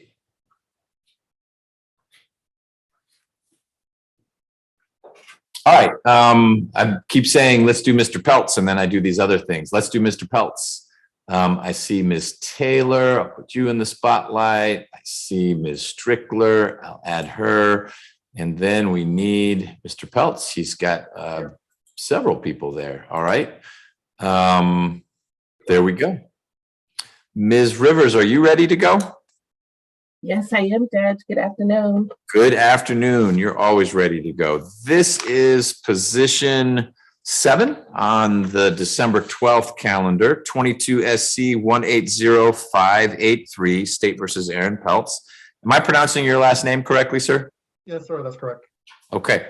Mr. Peltz, before we get into the plea, I need to get clear on the record that you are waiving a couple rights that you have in connection with a proceeding like this. One of them is that you have a right to be here in open court. You're appearing remotely from wherever you are, which is fine, but you need to tell me on the record that you are waiving your right to be in court. Yes, that's correct. Okay. The other right that is implicated by this setup is that Ms. Strickler is not right by your side. In normal times, in normal setting, you and she would be sitting in court so that you could lean over and say, wait, what is the judge talking about? And immediately you'd be able to get an answer. You can still confer privately with Ms. Strickler. I'll just move the two of you into a breakout room, but there's that delay and it's a slightly different format. She's not immediately available in that way. Do you waive your right to have Ms. Strickler seated by your side for this plea? Yes, sir. Will you let me know if at any point you want to confer with her privately? Yes, sir. Thank you.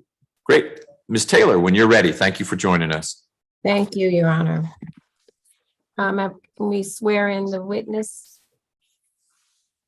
Yeah, when you're ready, you can. Oh, well, you know what? I'm sorry. We got Deputy Gordon here. He just was in the back keeping the peace. He can come up and make himself visible at the podium, and he'll do that. Thank you. Mhm. Raise your right hand. Do you swear or affirm that the testimony you will give will be the truth, the whole truth, and nothing but the truth, so help you? I do. Below your hand, state and spell your name for the record. Aaron Pelz, Aaron, P as in Paul, ELZ as in zebra.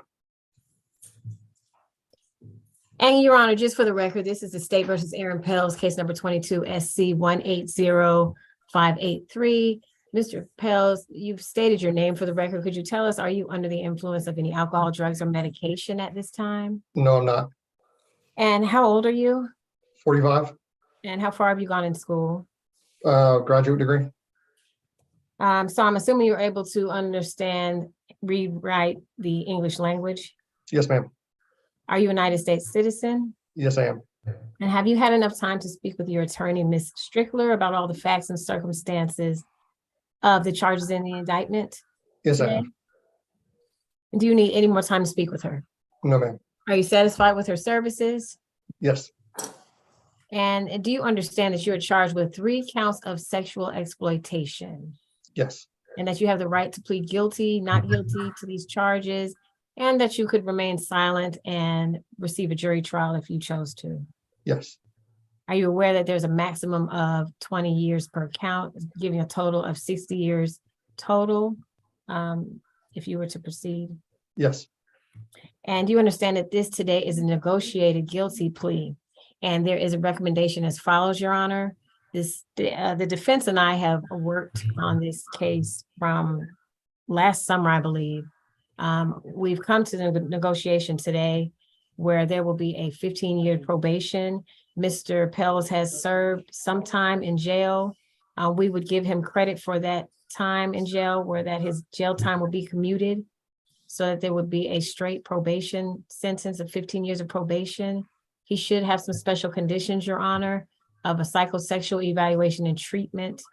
He should also participate in the sex offender registry and its requirements with the Department of Community Supervision.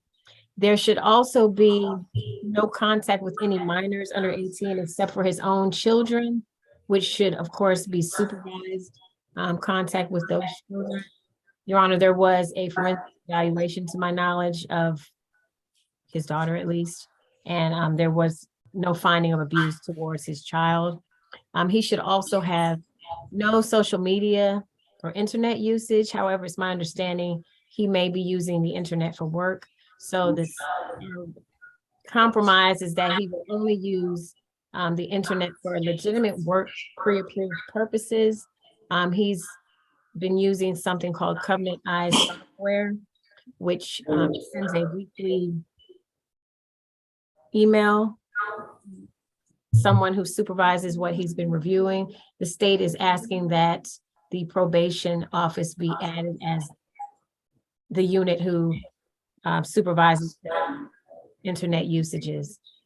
Your Honor, counts 2 and 3 would run concurrent to count 1. Now, Mr. Pels, do you understand that the court does not have to accept this recommendation and that you could be sentenced to the maximum sentence instead?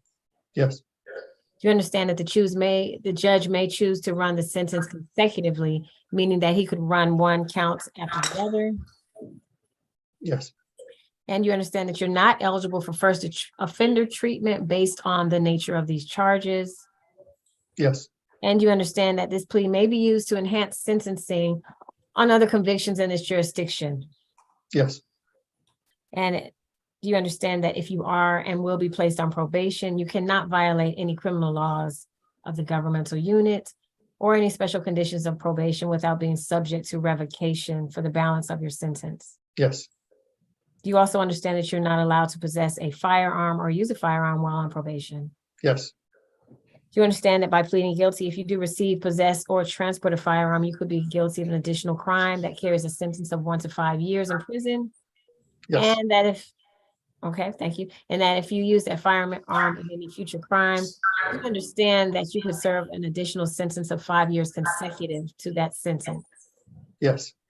Now, there are certain rights that you'll be giving up. Understand that you're giving up the right to free trial, the right to remain silent and not incriminate yourself, the right to confront witnesses against you, the right to assistance of counsel hired by you. At a trial in your case, the right to presumption of innocence, the right to testify on your own behalf and to present evidence, the right to subpoena witnesses and compel the production of evidence, the right to have the charges against you proven beyond a reasonable doubt, and the right to appeal if convicted of these charges after a trial. Do you understand? Yes.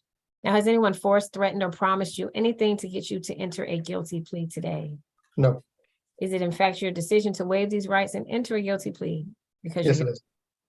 Now, indictment 22 SC 180583, how do you plead to the allegation of sexual exploitation of children, count 1, 2, and 3? Guilty. Now, since you are pleading guilty to a crime against a minor, is considered a dangerous offense, do you understand that you will be required to register as a sex offender? Yes. And that there are certain sex offender requirements, one being that you should have no contact with minors other than your own children supervised. You would have to give the residents, you cannot reside with any minors at your residence other than your own children. You would have to provide any residence changes to the Department of Community Supervision. Your employment must be approved by your community supervising officer. You should not control, possess, or access any type of photograph, video, or image related to minors. You shall not possess or subscribe to any sexually oriented or sexually stimulating material, to include mail or computer printed services. You shall abide by any curfew imposed by the community supervision officer. You should also attend and actively participate in the sex offender evaluation and treatment program as approved by the community supervising division. You should submit at your own expense to any psychological or sociological assessment at the direction of the Department of Community Supervision. You shall sign a release of information to allow the community supervision officer to communicate with other professionals involved in your treatment program. You shall submit to a search of your person, property, or residence at any time without consent or a search warrant. You shall not possess, purchase, or consume alcohol. You shall not take into your body any controlled substances. You shall submit to, if necessary, a breath, urine, or blood test if required. You shall not pick up hitchhikers or any other special conditions as designated by the Department of Community Supervision. Do you understand all of those requirements for the registry? Yes, I do. Now, is this guilty plea freely and voluntarily given with your full knowledge of your charges? Yes, it is. Do you understand that you have a limited right to appeal this plea of guilty? Yes, I do. And that if you do wish to file a direct appeal, you must do so within 30 days? Yes. And do you understand that if you wish to file a habeas corpus petition, You have only 4 years from today to file said petition challenging the voluntariness of this guilty plea. Yes. Now, Your Honor, in support of the plea, a brief summary of the facts are as follows.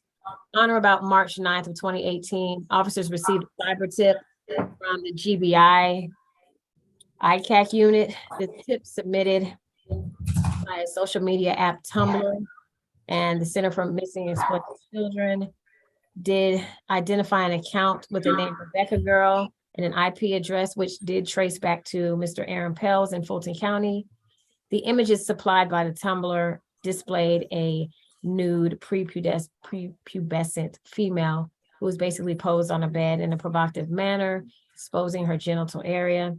Officer did obtain a search warrant for the Tumblr account as well as for the home and vehicle of Mr. Pels. During the search, numerous images were found and recovered.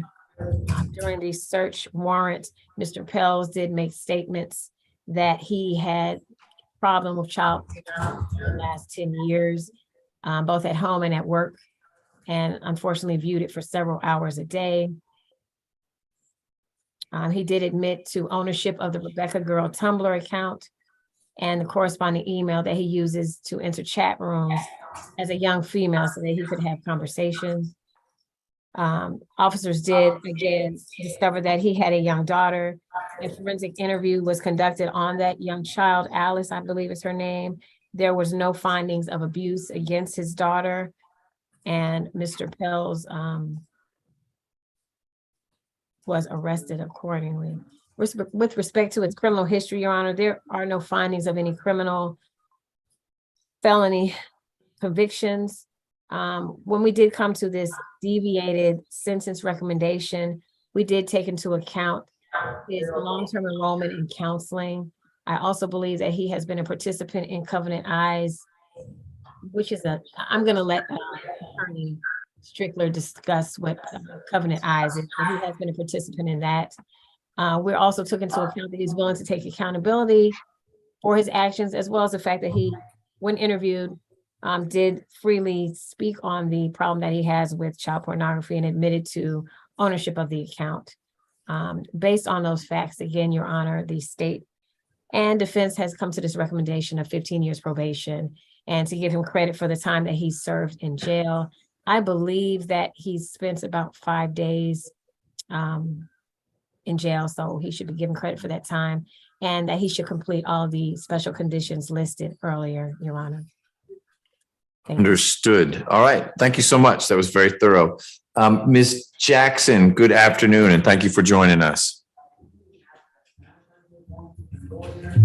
Good afternoon, Your Honor. Can you share with me what you have for any criminal history entries for Mr. Pels? Mr. Pels has 2 cycles. The last arrest was August the 17th, 2018 in Sandy Springs, Georgia, for a charge counsel may want to waive sounding on. Correct. It's this case. Okay. And what was the previous arrest? Sorry, Your Honor, I apologize. Just a moment, please. Okay. Your Honor, it's 2 cycles probably because he was arrested in August of 2018 and then the grand jury issued a warrant in February of 2022 for the same charge. So it may reflect as such. Okay. It's all connected to the same situation. Correct. Let's just see if Ms. Jackson has anything more.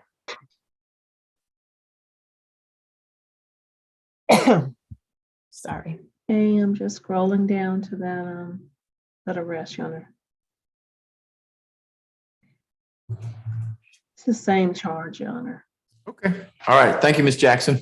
Yes, Your Honor. Ms. Strickler. Good afternoon, Your Honor.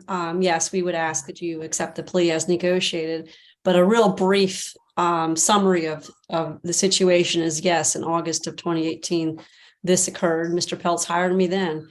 And my advice to all clients is the same. Get out there, get some treatment, go do what you need to do so that when we get negotiating with the prosecutor, we have information that will be useful.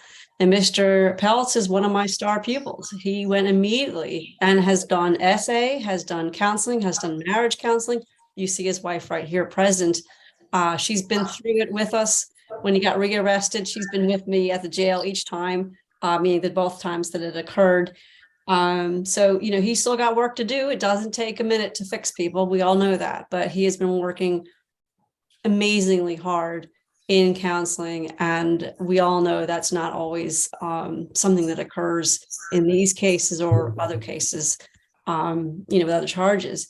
One issue, though, I would probably suggest, it is up to your honor, is the registry requirements are what they are. And that's not something, you know, we can really discuss. But with respect to his probation, it might be suggested that we have the bond be worded as it was in his bond conditions from 2018 and from his bond conditions from 2022, which said no internet access unless for purposes of work or legal communications. And this includes all messaging and social media apps, and then no direct contact with children under 18 unless directly related. It is pretty much what Ms. Taylor said, but I wanted to point out for the past 4+ years, he's done that. He's done everything that was required. And then the Covenant Eyes is this software program, much like if you have children, I forget the name of the thing with kids, but it basically tracks you. But it's meant to be purposely for pornography. And so it'll show, and it currently is on his hard drive for work and on his personal laptop. And Mr. Peltz can correct me if I have that not said correctly. Yes. And so that software, I think, is a good tool for everybody involved. And as Ms. Taylor had suggested, we will have that as part of our probation. Okay, great. How old is Alice? She's 9. 9? And is the counseling ongoing, or it was for a few years and it's done? It's ongoing. In fact, he went last week. And marriage counseling too. I've talked to the treating psychiatrist, the treating counselor, and then the marriage counselor also. So okay. It's taking a village, but sure. They're all working hard. And then he also has essay, which but he has a sponsor that I've spoken to as well. And he's kept a journal of essay as he worked the steps. It seems like requiring as a condition of probation that Mr. Peltz submit to a psychosexual evaluation and follow any treatment is a little redundant because he's already receiving treatment to include medical professionals. So, and I don't mean this in a pejorative sense, it's not just a counselor, but we've got folks coming at this issue from many different directions. And so I'm inclined, Ms. Taylor, not to require the evaluation, but to require a continuation of the counseling. Are you okay with that from the state's perspective? You're on mute. Thank you, Your Honor. The state is okay with that. Do they have some type of letter showing that he's in counseling, who his doctor is, and how long he's been going? Yeah, I can pull that up. It's Dr. Flores. I have a little book here that has everything. Okay, I assumed you already had that, Ms. Taylor. I'll rely on Ms. Have it handy though. We've spoken about it a few times. Yeah, so. she has it, but as we all know, it's hard to access everything, you know. Yep. Inside. Okay. And what is the work that Mr. Peltz does for which he needs internet access? I think Mr. Peltz can answer that as better than I, but I will try to summarize. He works for like a management of U.S. warehouse inventory. He does distribution of the warehouse. So he normally is in the office. He just said that the office next door to him just had a fire. For just this week, he's home because of the displacement of the fire next door. But he's basically coordinating and dealing with inventory. So he obviously has to access that inventory through a cloud portal. Sure. And I'm giving you a basic summary, Mr. Peltz. No, I mean, that's sufficient. And my question was sort of twofold. What does he do and why does he need internet? And you've answered both pieces. Okay. Let me hold on for 1 second. Mr. Abate, I don't mean to tie you up on a busy afternoon like this. You're welcome to Zoom in. You're welcome to stay right here. We'll have the Williams discussion, but we got a couple pleas to take. So if you want to just patch in and continue to process what you need to, your call. How about we Okay, keep reading. All right. I'm sorry, Mr. Peltz, we're back. Are there other children in the household or just Alice? There's two kids, Alice and then the son, who's I believe 2 years older. He's 13. Okay. All right. And the images, Ms. Taylor, were all of females or were they minors of both genders? That is correct, Your Honor. They were females. The officers, that's why they, I believe, felt the need to only test Alice. Okay. Got it. All right. I think I follow all that. Mr. Peltz, anything you want to add? You don't have to say anything at all, but it's your plea. And so if you feel like there's something more to this situation than what Ms. Taylor and Ms. Strickler have shared with me, you should share that. It's all been said. Thank you. Okay, you're welcome.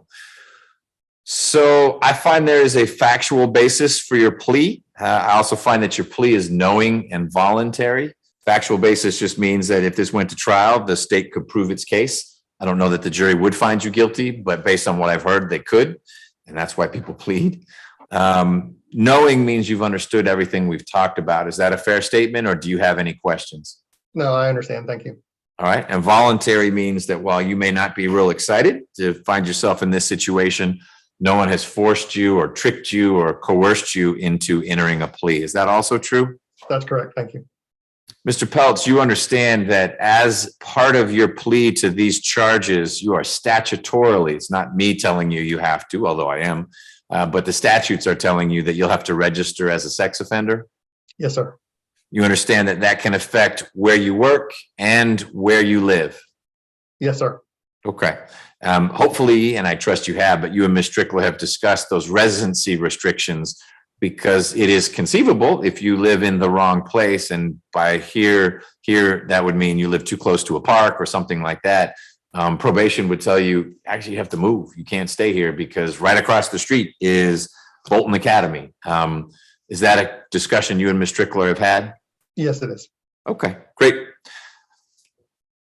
I'm sentencing you pursuant to what's called the Probation Options Management Act. And all that means, Mr. Peltz, is that while you're on probation, which you will be for a while, if you have a minor violation, I hope you have none, but if you have what we call a technical violation, you and probation will work through that. That won't get you back in front of me. But if it is a substantive violation, it's a violation of any of the special conditions, which I'm going to tell you about in a minute, or you get arrested for something else, that type of violation comes back to me. Mr. Peltz, do you authorize my staff to electronically sign the indictment indicating your guilty plea? Yes, I do. Ms. Strickler, may we sign for you? Yes, Your Honor. And Ms. Taylor? Yes, Your Honor. All right. Mr. Peltz, I'm going to follow the negotiated resolution of your case for the most part. Hear me out in how I describe it. And then if you have questions or Ms. Strickler has questions, you can let me know. I'm sentencing you on count 1 to a term of 16 years to serve 1.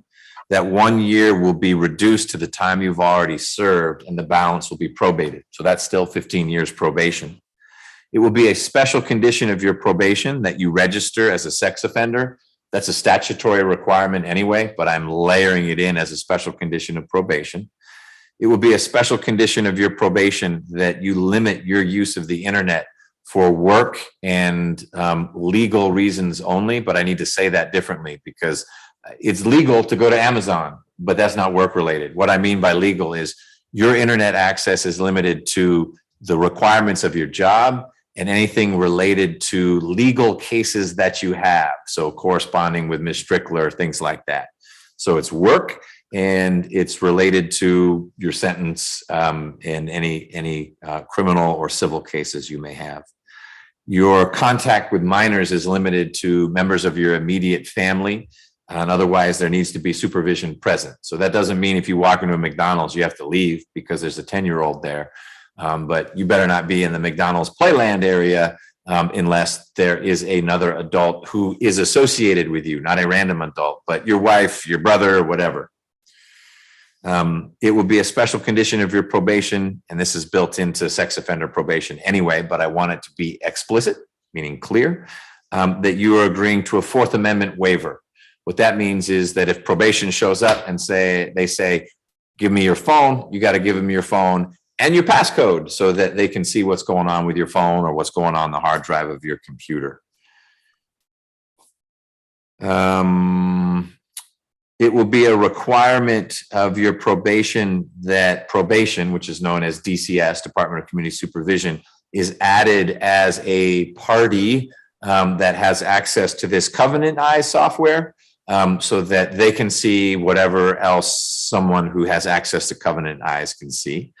It will be a requirement, a special requirement of your probation, that the Covenant Eyes software be installed on any computer in your household. So if your son has his own computer, it needs to have Covenant Eyes on it so that if probation needs to check on that computer, not because they're worried about your son, but they're worried about you, they can get at that. And similarly, any computer you use for work needs to have Covenant Eyes installed on it.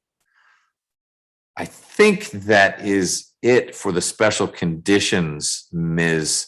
Taylor. Did I omit anything that you were expecting to see in there? You did not. Thank you, Your Honor. And Ms. Strickler, I didn't mean to make it more onerous than what was described before. Did I add anything that's inconsistent with what you felt you negotiated with Ms. Taylor? No, you did not, Your Honor. This is fine. So that sentence for count 1 is the same sentence for counts 2 and 3. They'll run concurrently with each other. So overall, sentence of 16 years to serve 1, reduced to time served, balance probated with all those conditions that I described. Let me ask Ms. Nelson if she's got any questions because she had to be jotting down all these conditions. Think you got them? Okay, great. Ms. Tucson, as our court specialist from probation, do you have any questions about the conditions that I described, or you just work off of the final disposition? I will work off of the final disposition. Good afternoon. And I will send the whole package to the SPS unit, and I will also send reporting instructions to Ms. Strickler, which will be right away. It will be Wednesday, December 14th, 2022 at 10 a.m. Mr. Peltz, do you live in Fulton County? Yes, I do. Okay. So Ms. Tucson will be getting the specifics as to where you report and when on Wednesday. She may even said when, 10 a.m. But you'll need to be there for that intake session. Much of probation reporting can be done on the phone or they come to see you. But if they need you at the office, you'll need to go to the office. Ms. Taylor, anything else in connection with Mr. Peltz's plea? No, Your Honor, everything has been covered. Thank you. Ms. Strickler? No, Your Honor, and thank you. All right, thank you for your work. I do need to notate a phone number. That way I have it, but I will get it from everything else from Ms. Strickler. But I will need a phone number for you, Mr. Peltz. Okay. No, as in now she needs it. Oh, sorry. It's 404-932-4056. 404-932-4056. That's correct. Okay. And I will send everything over to Ms. Strickler and to get your contact information, and I will send this in an email as well. Okay. All right, I think that's it. Thank you again, Ms. Taylor and Ms. Strickler. I know you were thinking maybe it would be Monday. Monday is for trial. Today is for pleas. Mr. Peltz, you do not need to appear in court on Monday, all right? All right, thank you. Okay, take care, everyone. All right, thank you. We can be excused. You may. All right, thank you. So should we do Mr. Brown now?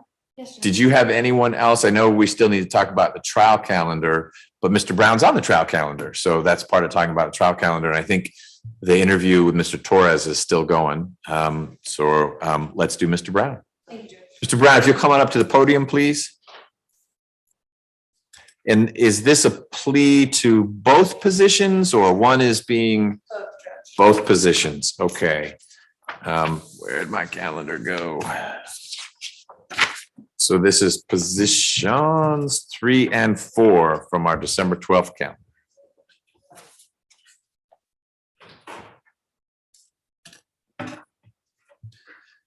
And Mr. Brown, if you're comfortable with it, if you don't mind removing your mask while we have the conversation, it's easier for the court reporter to hear you. She is connected with us virtually, so she's following what comes through the microphone.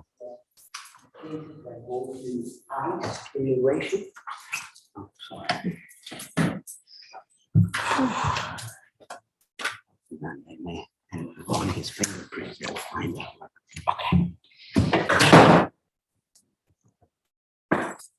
Just give me 1 second. Yes, of course. Ms. Patterson, we're about to start a plea. But I want to get Mr. Laris out of here. If he, no, you're good. Do you need him to stay because we need to have more interaction with Mr. Torre, or did you do what you needed to do? Is he gonna come out or? You can, if he's needed out, he's actually, no, we're good. Okay, I didn't think, I was under the mistaken impression that maybe we had reached that point where a program had been found. You cleared that up, that this was to gather information, connect Mr. Torre with a service provider, hence Mr. Laris being here. But if you don't need Mr. Torre anymore, you all are free to go. All right? Yeah, let me just fill it out, Judge. Why do we sign your papers now that you're an employee? Thank you. For Yeah, you're 24/7 now. 20 years of doing that. I guess. Yeah, old habits die hard. All right, thank you for being Thank you here. for reminding me, Judge. Thank you. All right, Judge, you let me know if you're around and you're done, I can come back. okay, otherwise you should, well, I'm picking a jury on Monday, so we'll see. We'll overlap. Before we go. Thank you. Okay. I'm sorry, Mr. Brown, to pause you like that. So we're ready to go. It's a plea to both indictments. Yes, Judge. All right, Ms. Rivers, are you ready to go? Yes, I am. Great. Then let's get started. It's positions 3 and 4 from our December 12th trial calendar. Mr. Brown, for these pleas to go forward, you'll need to be put under oath by Mr. Hand. He'll do that in just a moment. Once you're under oath, your answers need to be complete and truthful. It's important that if you have any questions about what's going on, you don't understand what was said, or it's not what Ms. Wood said was going to happen, that you call a timeout. Let Ms. Wood know you have a question for her or you got a question for me. Okay? You'll do that? Yes. Great. When you're ready, Mr. Hand. Yes, Judge. Ms. Brown, if you could raise your right hand for me. You swear or affirm that any of the statements or testimony that you're about to give today for the court, for the matter currently before the court today, is the truth, the whole truth, and nothing but the truth? Yes. You can lower your hand. Are you at this time please state your true and correct name for the court. Braylon Dwayne Brown. Okay. And are you at this time taking or under the influence of any medicine, drugs, or alcohol? No. Is there any medication that you would normally take that you have not had an opportunity to take or been given to you today? No. How old are you? 29. And how far have you gone in school? I graduated. High school, college? Graduated high school. I did some college, 2 years college. Okay, so you can read, write, and understand the English language? Yes. All right. Do you understand that you have been charged with the following offenses today in 2 separate indictments? In indictment 21 SC 177608, those charges are entering auto with the intent to commit theft or felony. For the next count, it's theft by taking. And for the third count, it is criminal trespass. Is that your understanding? Yes. And for the second indictment, 22 SC 180174, there are 2 counts. One is aggravated assault with a deadly weapon, and the second is possession of a firearm during the commission of a felony. Is that your understanding? Yes. Okay. Do you understand that you have the right to plead guilty or not guilty to these charges? Yes. Do you understand that if you plead not guilty, remain silent, or refuse to enter a plea at all, that the state is required to prove these charges against you at a jury trial? Yes. Have you had an opportunity to review all of your rights with your attorney today? Yes. Have you had enough time to speak with your attorney about the indictment, as well as the facts and circumstances surrounding the charges in these 2 indictments? Yes. Would you like more time to speak with your lawyer? No. Are you satisfied with your lawyer's services? Yes. Attorney Wood, at this time, would you waive formal reading of both indictments for purposes of today's plea? So waived. And do you waive a formal reading, do you waive any and all defects in both indictments for purposes of today's plea. So waived. And Your Honor, the state will let the court know that the state is unaware of any outstanding warrants related to the charges in both indictments. Okay, and are any charges being reduced or dismissed? No, Judge. Thank you. Mr. Brown, are you aware that the minimum and maximum sentence for each charge in indictment 21 SC 177608 are as follows: for entering auto, 1 to 5 years imprisonment; for theft by taking based on the value of the items taken, which is 1 to 5 years. And then for criminal trespass is 1 day to 12 months imprisonment. Yes. And for indictment 22 SC 180174, the minimum and maximum are as follows: for aggravated assault, 1 to 20 years imprisonment; and for possession of a firearm during the commission of a felony, 5 years consecutive to any other sentence. Yes. I missed one of those because it can depend on the value. The theft by taking, count 2 in indictment ending in 608, the range? 1 to 5 years. The items taken were at least $1,500. Okay, thank you. Do you understand that today you're entering a negotiated plea of guilty, which means that the state will recommend the following sentence to the court? Your Honor, this is a global resolution, so it involves both cases. That resolution is 12 years total to serve 2, reduced to time served, with the balance being probated, and the condition of 500 hours of community service. And the time for both cases would be run concurrent to meet that 12 serve 2. The state is not requesting restitution from the entering auto case. After speaking with the victim, she's not requesting it, Judge. Okay. Is that your understanding of the plea agreement today, Mr. Brown? Yes. Okay. Do you understand that the court is not required to accept the state's recommended sentence today? Yes. Do you understand that the court has the right to sentence you to the maximum possible sentence on each charge in each indictment today? Yes. Do you understand that if there are multiple charges against you to which you are pleading guilty today, that the court also has the right to run those sentences consecutively, which means one after the other? Yes.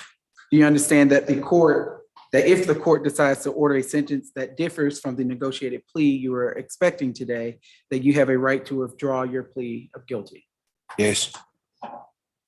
Do you understand that if you are currently on probation or parole, that probation or parole may be revoked based on you entering a guilty plea today? Yes. Do you understand that if you are placed on probation or parole after today, that you cannot violate any criminal laws of any governmental unit, that being municipal, county, state, or federal laws? Yes. Do you understand that if you are placed on probation, you must follow any and all special conditions of that probation? Yes. Do you understand that if you fail to follow all of the conditions of your probation, then you will be subject to revocation for the balance of your probation? Yes. Do you understand that you are not allowed to possess or use a firearm while you're on probation? Yes. Are you a United States citizen?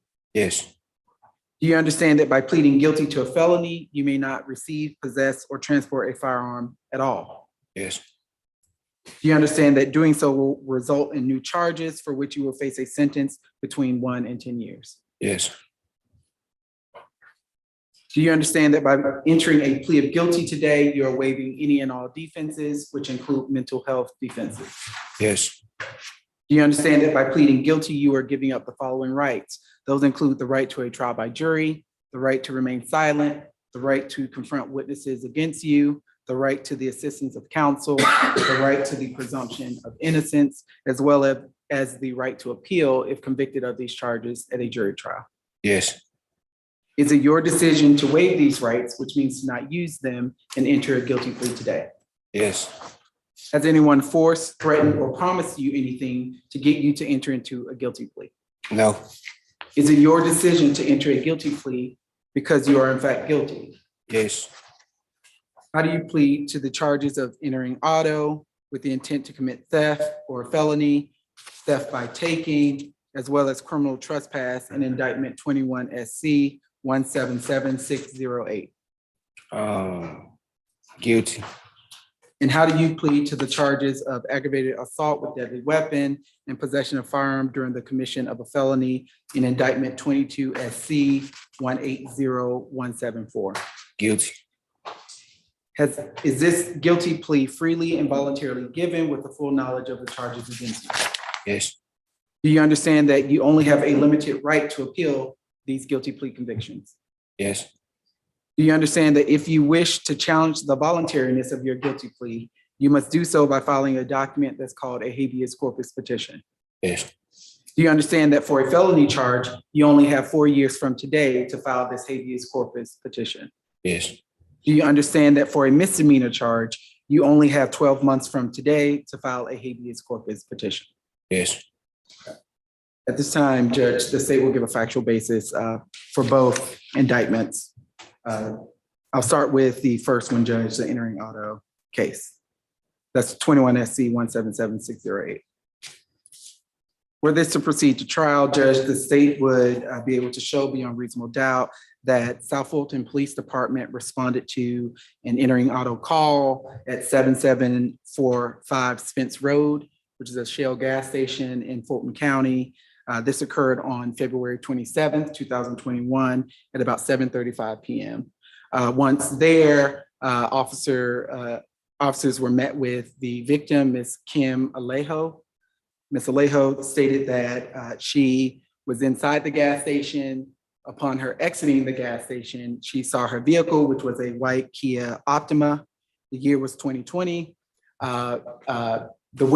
saw her vehicle having its passenger side window shattered by an individual that would later be identified as Mr. Brown, and obtained two items, one being a black iPad Pro and the other being a keyboard with that iPad, both totaling over $1,500 together. Ms. Alejo stated that before exiting her vehicle, she took the black iPad Pro and put it on the floorboard in the passenger seat, on the passenger side, and that's where it was taken from. Before the defendant ran away from the vehicle, she said they made eye contact and she recognized who he was. Mr. Brown apparently frequents the Shell gas station. She also stated that her boyfriend's family went to high school with him. So she recognized him and even was able to get a phone number for Mr. Brown. And a name was also obtained from a store clerk who recognized him because he is currently often on the premises, and the store clerk actually had a photo of him. Or like a criminal trespass, we have a photo of this person shouldn't be on the premises, or he's famous and it's like having a picture of Lionel Messi. Judge, the clerk, Mr. Shiraz, had just taken a photo of him. I'm not sure if it was for that reason, but he did state at the time he gave the photo to Michael Gwynn, who's the investigator, that he's often run him off the property. Okay. And that, there have been times where they did not want him on the property. So I assume it was one of those situations. Mm-hmm.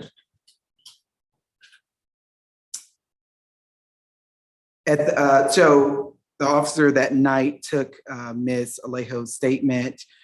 She was able to track her iPad to an apartment complex, Judge. That apartment complex was the Park at Oakley Apartments. At that point, the officers took down that address. A few days later, they spoke to Ms. Alejo, and what they did, one second, sorry. They checked the phone number that she was able to give on March 2nd, and it came back to Mr. Braylon Brown. They took that full name, entered in their system, and got an address. That address went back to Oakley Apartments, Oakley Park Apartment, the Park at Oakley Apartments. And at that point, they were able to secure warrants, Your Honor. However, an arrest was not effected because he was arrested. The warrants were secured a day after he was arrested for the second case that we have. Okay. But as far as this, Judge, that's basically the basis of this, this factual basis. The victim was clearly able to identify the defendant based on her recollection of him being someone around the premises. She asked me to tell the court that she's a person of faith. She believes in second chances. So she would like him to get any help that he needs if he can, but What about her $1,500? she stated, Judge, that she provided receipts to us as well as the cost for the shattered glass of her car was $347. She stated that she's not worried about it. She doesn't want to proceed with restitution. Also, if you remember, this case was continued because she recently had a baby girl. And so she's ready to move on with her life. Okay. And she doesn't frequent that gas station anymore. Understandable. All right, the other case, the aggravated assault. Yes, Judge. Were this to proceed to trial, the state would show that on March 3rd, 2021, about 11:30 a.m., Union City police officers were dispatched to 5050 Union Street. That the 911 call actually came from an off-duty APD officer, Mr. Cleveland Smith.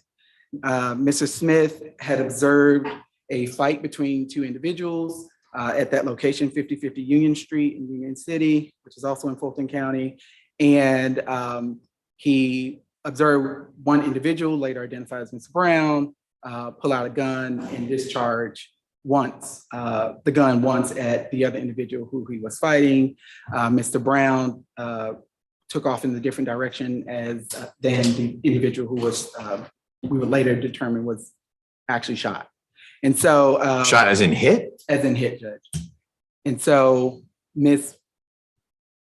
Brown took off in one direction. Mr. Smith, who's the off-duty officer, followed him. He didn't want to engage because he had a family member in the car. And so he called 911 while he was following him, told officers where the incident occurred as well as where he was. So officers actually dispatched to two locations. The location where the victim was, as well as where Mr. Smith was following Mr. Brown on foot. The officer who responded to where the victim was, that officer was Officer Gagney. When he responded, was told by folks in the area, which included a post office, folks who were standing, that they saw someone walking in a certain direction. They identified the victim, and grabbed the victim, didn't know what was going on, and put her in handcuffs initially. The victim was a young lady named Kaylee Little. That's who got shot? Yes, Judge. Okay. She was 15 years old at the time. Ms. Little was then released after witnesses stated she was the one who was actually shot.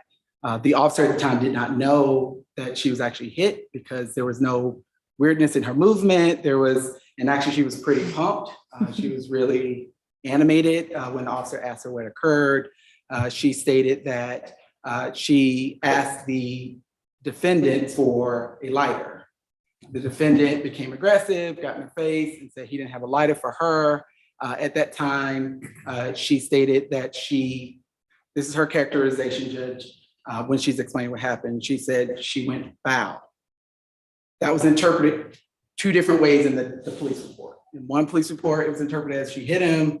The other police report supplement, it was interpreted as she pushed him. But in any case, it started the fighting altercation between them. Officer Smith would testify that she was getting the best of him in the sense that he thought that Mr. Brown was on the ground and she was winning. And then that's the point at which he saw the gun come out and there was the gunshot.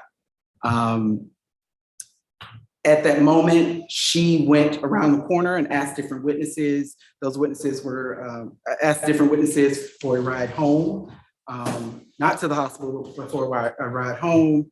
Those were Miss Cindy Gibbons, Miss Carla Smith, and Miss Keisha Burgess. Those individuals at the time didn't know what was going on, so they told her no, but they would, try to get her some help and assistance. And then that's when Officer Gagney came along and found her, and that occurred. At the other location, my apologies for making this long, Judge, at the other location where another officer, Leonard Romano, responded, he was met with Officer Cleveland, who was in a vehicle. Officer Cleveland said, the guy who shot the gun is in the black pickup truck. There was a black pickup truck. specifically near Watson and College Street, which wasn't too far from the location. The officer told everyone to get out of that vehicle. There was a driver and a passenger. He was told the passenger was the person he was looking for. The driver got out of the car and Mr. Brown got out and then he was arrested. The driver's name is Mr. Taj King. Mr. Taj was just driving along when Mr. Brown just opened his door at a stop sign and got in and told him to drive. He saw the gun. He didn't say it was ever pointed at him, but he saw that he had a gun.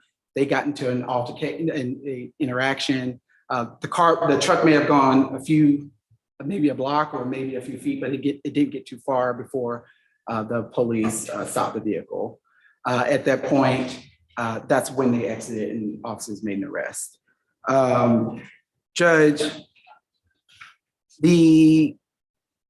there were charges in this case for kidnapping for the vehicle situation. They were dismissed before I came along. I assume maybe there was an element off or something, but right now the only charges in this case are the aggravated assault and the firearm. Miss Little was taken home because EMS just never arrived. When the officers called, they just couldn't give an ETA, and so they took her home. Why instead of in hospital? I'm not sure. It could be that they did not know she was injured. At the time, there was no bleeding occurring on her leg. She was hit in the shin, the left shin. The medical records describe it as a pea-sized wound. So at some point, it entered and exited her shin without it was a soft tissue wound, so without hitting any type of bone. She got home.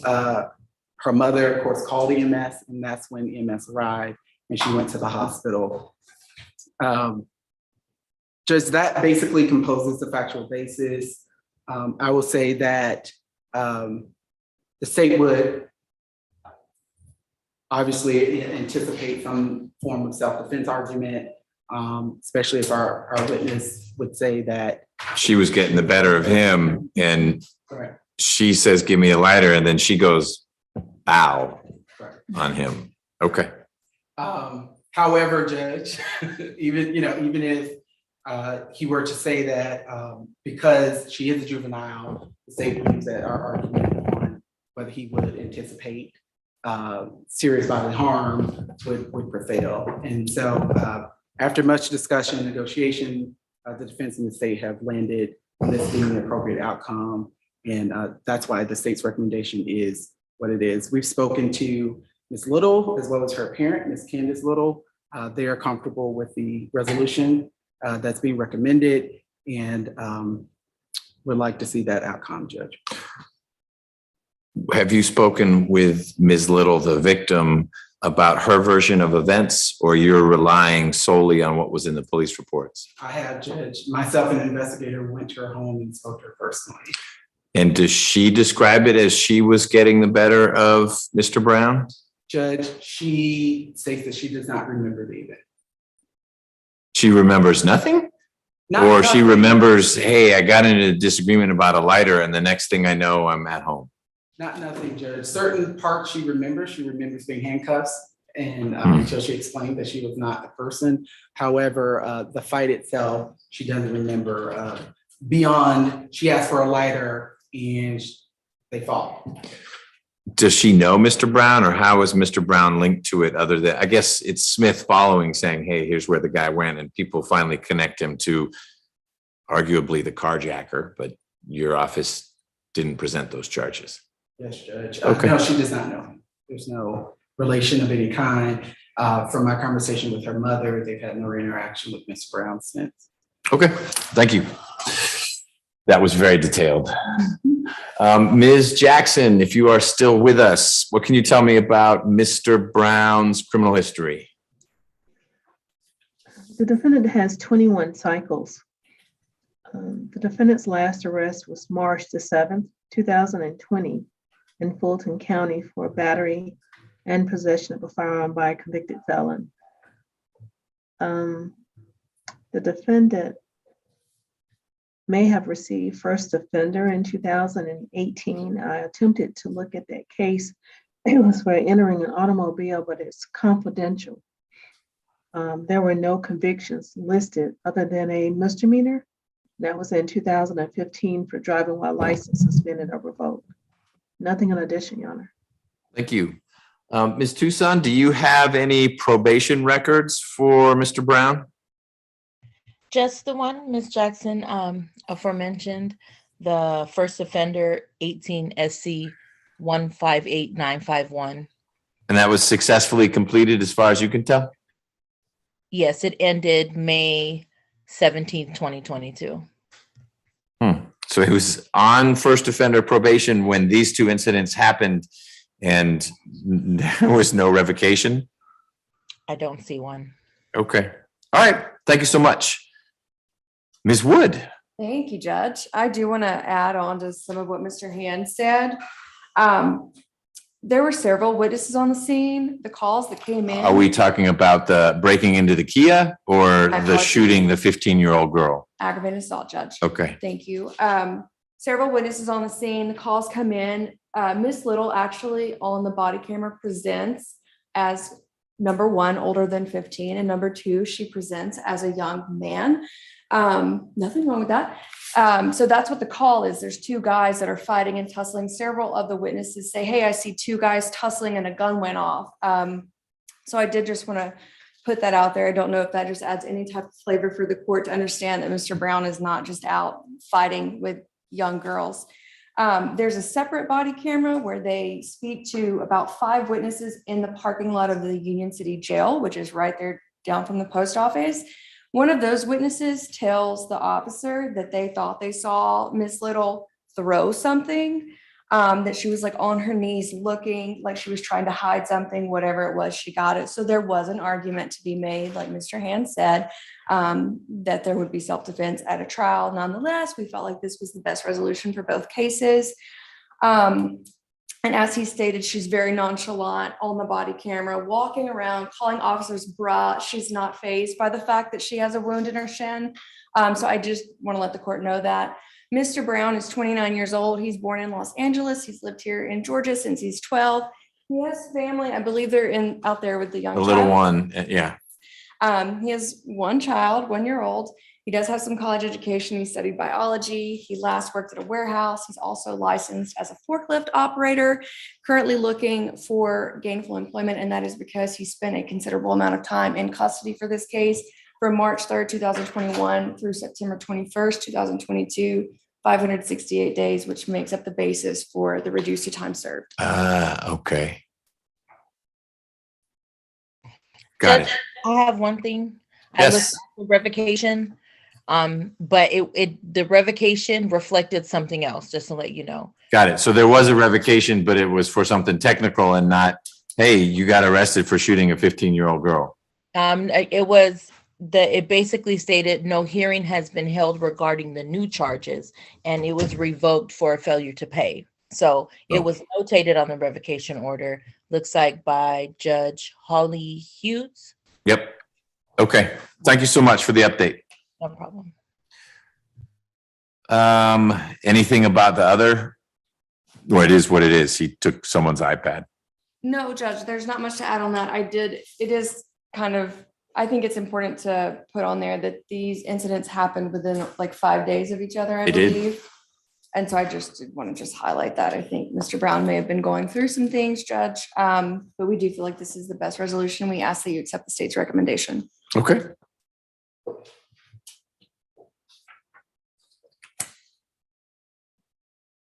Mr. Brown, anything you want to add? Is there, and I ask not because it's going to change the sentence that I give you, but so that we're structuring this in a way that's helpful for you. Whatever was going on in February and March of 2021, where you're breaking into a car and you're getting in a fight with a matter whether it's a boy or girl, it's a 15-year-old and you shoot that person. Were you working through a drug issue, a drinking issue? Was it family stuff? That doesn't sound like someone who's working in a warehouse and taking care of his family. No. No? What was going on financially such that you needed to take Ms. Alejo's iPad? I've been in jail so long. I really don't even remember the situation. As I told my public defender, I really don't even remember the situation at all. To be completely honest. Do you remember the shooting situation? No. And why would you not remember it? Was there something going on back then such that it would be foggy? I'm unsure. I really don't even really. I was just playing because it's like in my best interest. So I guess this like supposed to be a best interest plea.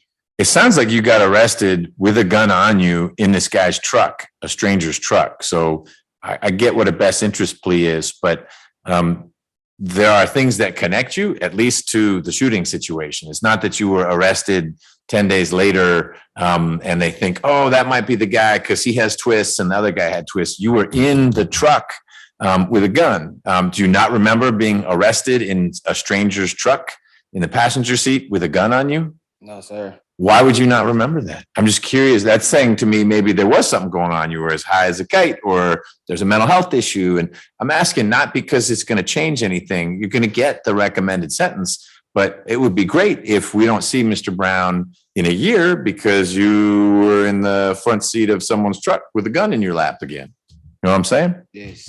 So If I might interject, Mm. because I did speak to his family in great detail in working towards this resolution with Mr. Hand. yeah. His mother had shared with me that there had been some mental health issues and some medication Okay. situations. I do know, I think that was straightened out while he was in custody, because he did have much more clarity during my conversations with him while he was in Rice Street and afterwards. And so I do think that's a factor. I should have added that already, but I want to let you know the family did share some of that information with me. Got it. Okay. Mr. Brown, have you ever taken medication to assist with depression or anxiety or bipolar or anything like that? Yes. Okay. Are you now? No. Okay. Were you when you were in jail? Yes. What were you taking and for what? I don't know. It was just I really don't remember. Okay. I really don't. Got it. Well, Mr. Brown, I find there's a factual basis for your two pleas and that your pleas are knowing and voluntary. Voluntary means no one's forcing you to do this. You've decided, as you just told me, it's in your best interest to take these pleas. And knowing means you've understood what we've talked about. Is that a fair statement or do you have questions? No, sir. You got it? Yes. Okay. Why did you study biology as opposed to journalism or business or chemistry? I don't know. I just like wildlife and stuff like that, like creatures and stuff like that. What college were you in? Georgia Perimeter. Okay. I'm sentencing you pursuant to the Probation Options Management Act, which means that while you're on probation, which will be for a while, if you have a small or technical violation, you and probation will figure out what the consequences are. But if it's a more serious violation, you get arrested again, something like that, that comes back to me and we'll work through what happens. Mr. Brown, do you authorize my staff to sign your two indictments indicating your guilty pleas? We're doing that electronically these days and it's easier if we do it. Is it okay if we sign for you? Yes. And Ms. Wood? Yes, Judge. Mr. Hand? Yes, Judge. All right. Mr. Brown, let's start with the indictment ending in 608. Your sentence as to count one, which is entering auto, is going to be 5 years to serve 500 days with the balance on probation. Count two is the same, and count three is 12 months to serve. They'll all run concurrently with each other, and you'll get credit for the time you've already done. You've done more than 500 days, which is more than 1 year. It will be a special condition of your probation in this case, the one ending in 608, that where is home now? What city? Atlanta. In the city of Atlanta? Yes. Do you have any reason to be in on Spence Road? No. Okay, so you're going to need to stay away. What was the address on Spence Road for that Shell station? 7745 Spence Road. Right, you need to stay away from 7745 Spence Road in South Fulton, that Shell station. Okay. All right. And you will need to submit to a mental health evaluation. So you're gonna meet with a doctor. And if that evaluation results in any recommended treatment, whether that means medication or counseling, that treatment will be part of your probation. So you don't get to say, I'm not interested in doing that. That's part of your sentence, okay? In the case ending in 174, your sentence on count 1 is 11 years to serve 500 days with the balance probated. And count, I got to change that because of the way it's structured. Sentence on count 1 is 6 years to serve 500 days with the balance on probation. Count 2 has to be consecutive. It has to come after. It has to be 5 years, and I'll probate that. So the total sentence is 11 years to serve 500 days with the balance probated. And you'll get credit for the more than 500 days you've already done. Okay. And this sentence will run concurrently with your sentence in the case ending in 608. Special condition of probation number 1 is 500 hours of community service. That's a lot of hours. You don't have to do them all in week 1, but you will need to complete the first 100 hours within the first 3 months, and you'll need to complete the first 250 hours within the first 6 months. Okay. And any reason you need to be in Union City? I'm not sure, probably for like work purposes or something like that. I think there's a family member that lives in Union City, Judge. Okay. It will also be a special condition of your probation in 174 that you have that mental health evaluation. And if any treatment is recommended, you follow that course of treatment. And no contact with, what was Miss Little's first name? Kaylee, Judge, Kaylei. All right. No contact with Kayla Little. Don't call her, don't write her, anything like that. And don't shoot her. Mr. Hand, anything else in connection with Mr. Brown's 2 cases? No, Judge. Okay, because you had said no restitution. I think we've covered the time, the duration and everything. Anything else, Ms. Wood? No, Your Honor. Mr. Brown, do you have any questions? The community service, is it like any way that I could like get that I don't know, reduced to something? Like I'm looking for a job right now. So here's what I'll do. I've told you the timeline in which you need to do it. If you end up getting a full-time job, 40 hours a week or more, let Ms. Wood know. And hold on one second. Let Ms. Wood know, and I'll revisit that. Because if you're working full-time to take care, is that your kid? Yes. Okay, taking care of your kid, being responsible like that, we can adjust the community service. But I get plenty of defendants who they get out, like, I don't know if I want to work. The community service will keep you busy. But if you can document your job, I'm at a warehouse, I'm at a McDonald's, I'm at a bank, whatever you're doing, and I can see that's 40 hours a week, then we can talk about the community service. Okay. Job first and proof of that. Okay. All right. Who is the young lady here's here? Oh, that's my mother. That's your mom. Hey, Mom. Do you live in Union City? Okay. Then you need to be able to go to Union City. So we'll do that. Anything else, Ms. Wood? Just, do I need these reporting instructions? We're going to find out right now. All right. Ms. Tucson, can you help us with the reporting instructions for Mr. Brown? Absolutely. I could get current information as far as an address goes for Ms. Wood, if possible, if you could email it to me. And you know where the probation office is, Mr. Brown, on 276? Yes. Okay. I'm gonna, because of the way the holidays and everything are with reporting, we're gonna set your date for the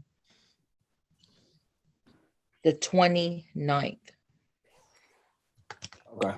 Just before New Year's. Don't miss it. That's your most important date other than taking care of your kid between now and then. At 8 a.m. All right. Okay, so that's on a And Thursday. do you have a good phone number right now? I sent you an email, but he can put it on the record if you want him to. What's the best phone number? If we're trying to find you, what number do we call? 404-536-3997. 404-536-3997. Okay, and then I'll get these over to Ms. Wood as well. Address and then update. Okay. Okay. All right. All right, you're good to go. Great. Thank you, everyone. Appreciate it. Judge. All right, thank you. Thank you. I think that's it for pleas. I see we've got Dr. Sperry here, and we're going to do some stuff with the Ryan Williams case.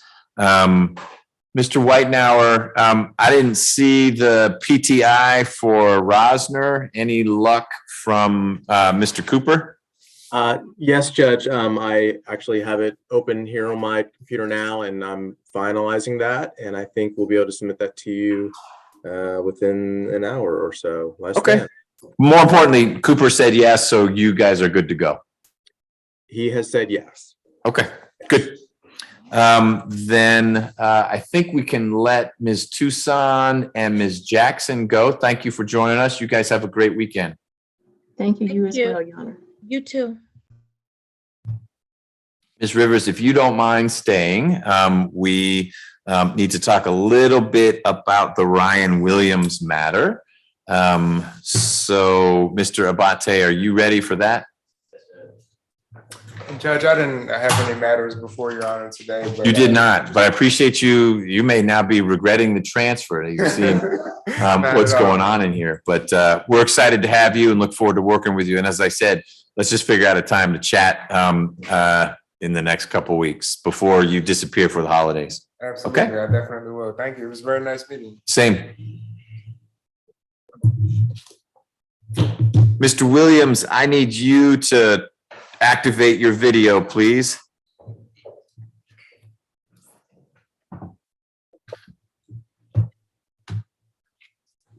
Thank you.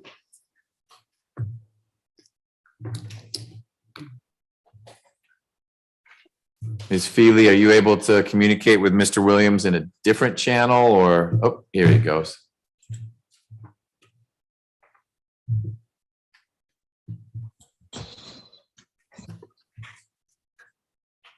There he is. Great. Okay, let's get on the record in the case of State versus Ryan Williams, which is 19 SC 169346. This is a case that is first out for trial on Monday. Mr. Williams is present virtually. His lawyer is here virtually. There's several prosecutors here, but Mr. Abate has been lead prosecutor on this case for several years now. Ms. Feely is the third, I think, senior public defender on the case for Mr. Williams, at least the second. I know Ms. Patel had the case. I don't remember if there was someone before that.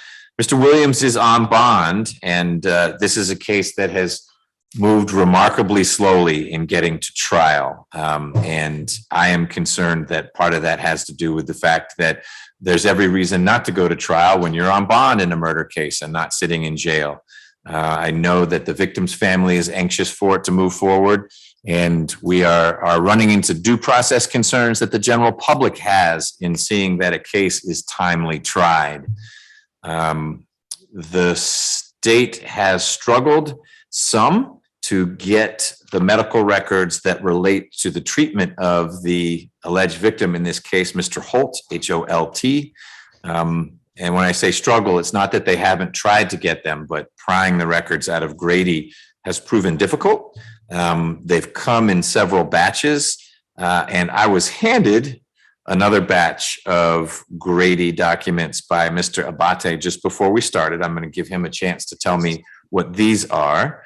But the defense has been waiting to get records because the defense, as I would suspect, but I don't dictate what the defense is in this case, is that Mr. Holt died of reasons that had nothing to do with the alleged assault that Mr. Williams committed. Mr. Holt was allegedly hit around the head or on the head or somewhere on his body with a pipe or a bat by Mr. Williams, and was seriously injured as a result of that. But recovered to the extent that he was no longer in a hospital and was in general circulation, was getting some treatment or therapy, but then died several months later. And the state claims that that death was sufficiently proximately caused by the alleged aggravated assault that it is felony murder and malice murder. And those are things Mr. Williams has been charged with. So a defense would be, let's look at why Mr. Holt died and show that the cause of death had nothing to do or was too remotely connected to the alleged aggravated assault that murder and felony murder are not appropriate charges. I get that. But what I don't get is why the defense has been acting like it is unable to pursue the records that the state has been pursuing. They can be armed with court orders that are no less powerful when I sign them than if the state is trying to do it. And it's because, as I said, I am concerned that there's no particular reason for the defense to want this case to go to trial. Mr. Williams enjoys life to the fullest while Mr. Holt is dead. And we are now with a case that is fast approaching its 4th year of existence as an indicted case. So the defense, I'm going to be careful with the word I use, consulted with Dr. Sperry, who's joining us on this call.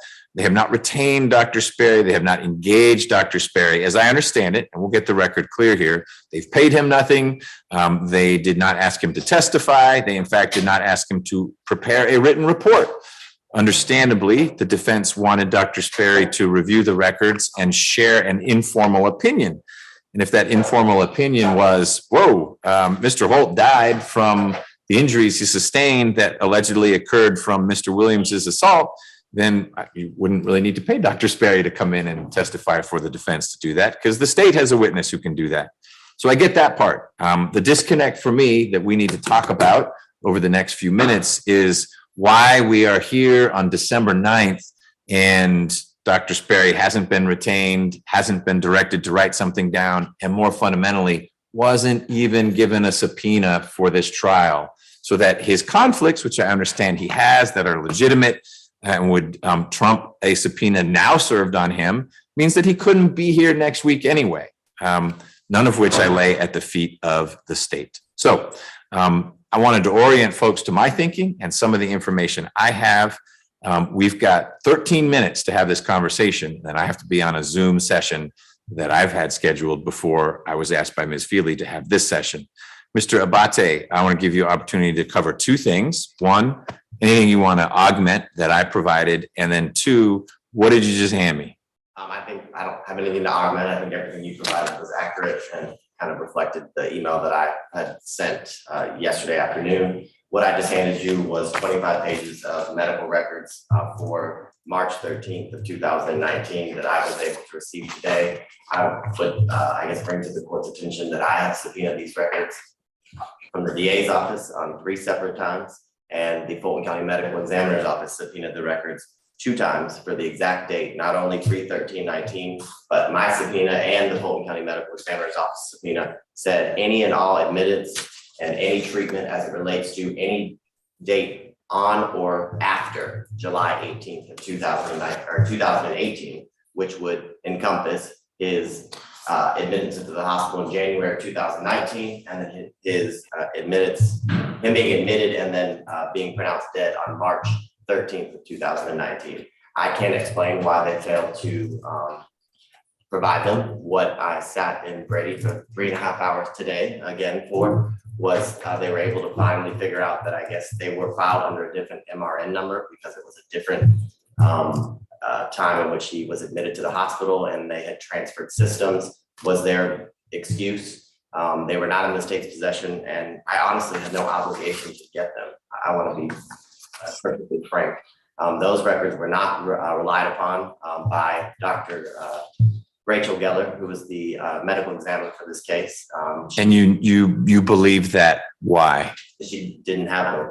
Okay. And I've spoken to her on multiple occasions. So she reached her conclusions, whatever they are, independent of what's in the, I'll call it 25 pages-ish, that you were just able to get from Grady. That's correct. Okay. She spoke to the doctor who pronounced the victim dead on March 13th, 2019, who's referenced in the autopsy report in the lead. Is that Dr. Z? I'm not going to say his whole last name, but Dr. Z. I can't pronounce it either, and that's what I called when I spoke to him this week as well. Okay. So I don't have any other explanation other than it is a malfeasance on Grady, and I don't control Grady, unfortunately, or I would have had them when I first requested them over a year ago. Right. I should add one more thing to my recitation of facts. I've had an opportunity to talk to Dr. Sperry as well. So he and I had a good discussion this morning. He sent me an email last night that amplified on some of the things Mr. Abate had put in his email to correct a couple things. They weren't, Mr. Abate said yes, and the answer is no. It was greater context to some of the things Mr. Abate had shared. And so the doctor and I spoke this morning. That's how I learned about the conflicts the doctor has next week that would make it not possible for him to testify had he been timely subpoenaed. So Ms. Feely, what do you want to get on the record? Yes, Your Honor. I didn't subpoena or put Dr. Sperry on high alert because I believed we would not be going forward without the complete medical records. I apparently was mistaken about that. But even if I had subpoenaed him and he was ready to go for Monday, he has contended to me that he could not write a report that encompasses everything without the March 12th and 13th records that were obtained today. So we would proceed with caveats that I'm going to hope Ms. Shubo can elaborate on more thoroughly than I can. And I also would like to get Dr. Sperry on the record as well about the importance of those March 13th records. Okay, well, you've got 9 minutes to do it, so get rolling. Ms. Shubo, would you mind? Yes, Your Honor. So I think there are two interwoven issues, and I think I'm going to be very quick and cut to the chase. The first issue is, let's assume for the sake of argument, and I'm not saying this to be true, but let's assume for the sake of argument that Ms. Feely messed up on 8 different levels, that she didn't get the records that she was supposed to get, that she didn't subpoena the person she was supposed to subpoena, that when she got the money from her office for the expert, it didn't get to him in some way. Let's assume all those things are true. Our defense is solely, as you pointed out, that there was a proximate cause issue. Dr. Sperry, which I think he'll say that 1, these records were necessary, but 2, even without those records, he could testify that there are issues with the state's theory of proximate cause. So to go forward without that, I believe on a look back, and again, I'm coming in from an appellate perspective, on a look back would either be a court error for not granting the continuance or an error on Ms. Feely's behalf that would be at least deficient performance. Obviously, you've got to go back and look at other things. I'm gonna interrupt you. I don't disagree with anything you said. What I need help with is how do I manage that then? I'm not faulting Ms. Feely. She said earlier this week, I'll be ineffective if we go forward.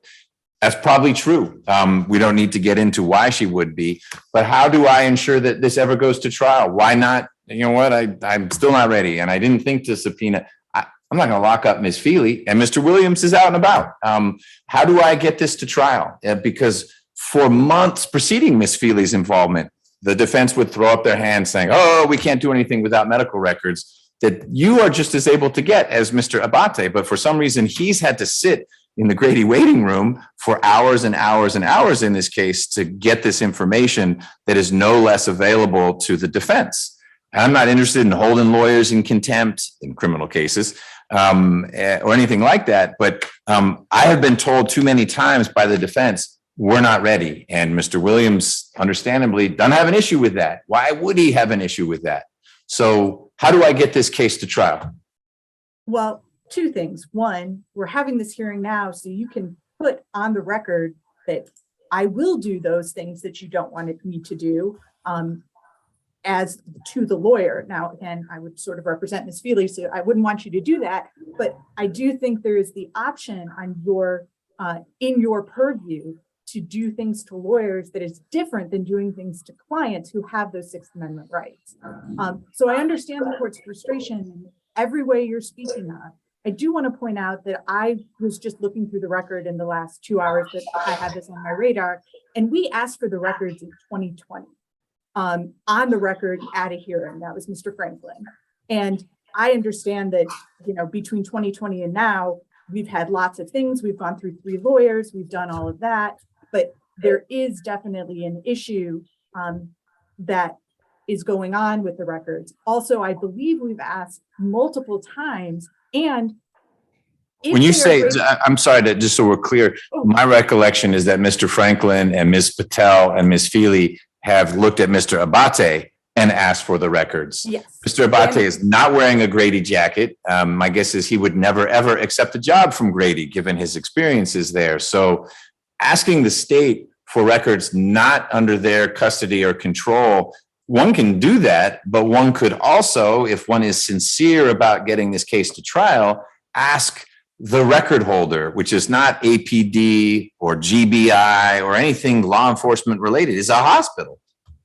Well, additionally, I think, and again, I'm new to this, but I think today is the first time I heard that the doctor, the medical examiner didn't have them, because in the medical examiner's report, they talk specifically about the Since stuff we're from Grady. shortchanging, we got no time.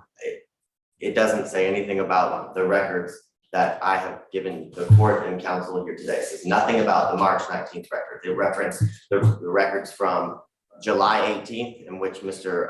Holt was admitted and stayed till August 3rd. And then it mentions the records in which he was admitted on January 10th and released on January 11th, when he had a seizure due to his traumatic brain injury because he got hit in the head so many times by the defendant. So I don't mean to cut her off, but no, we all have things to do. All right. Okay. All right. I appreciate that. Because I think Dr. Sperry would dispute that. And also the state has to turn things over, and they also have to get them. And for Mr. Abate to say, we didn't have to get them, this was when he died at the hospital, and it's Brady material. So not back and forth. I'm not familiar with a law that says the state is obligated to get from a third party something you can get from a third party. These are not law enforcement. I suspect Mr. Abate has wanted these records all along. And I find, again, on the record, that the state has gone above and beyond to try to pry out of Grady's hands. I don't know why Grady has this issue, if it's a technical issue or a personnel issue or a terrible marriage of both. But the fact that we are getting these records now is not for want of trying by the state. I am unaware of any efforts the defense has made to get any records from Grady. I'd love to be educated on that. But if the answer is no, I've never asked Grady, I'm not particularly interested in fussing at the state for not having gotten something that they have no greater ability to get or legal authority to get than the defense does. So let's move on past who didn't get the records, because you didn't get the records and you still haven't gotten the records. We've got these. We can hear from Dr. Sperry. I've already heard from him. We can get it on the record, but I'll put on the record. He has made it very, very plain that something like I'm holding in my hand is central to any conclusion he's going to reach. He shared with me his theory as to what the cause of death was for Mr. Holt. And it related to cardiac failure and not a seizure that he may have had, but they could be connected. And Dr. Sperry can't see if there is a connection between the two unless he has what I'm holding in my hand. So I get all that. I don't know that he needs to add much to it. And frankly, I don't want to drag him into the middle of it, because he wasn't subpoenaed and he wasn't asked to prepare a report or to provide an opinion in a written format.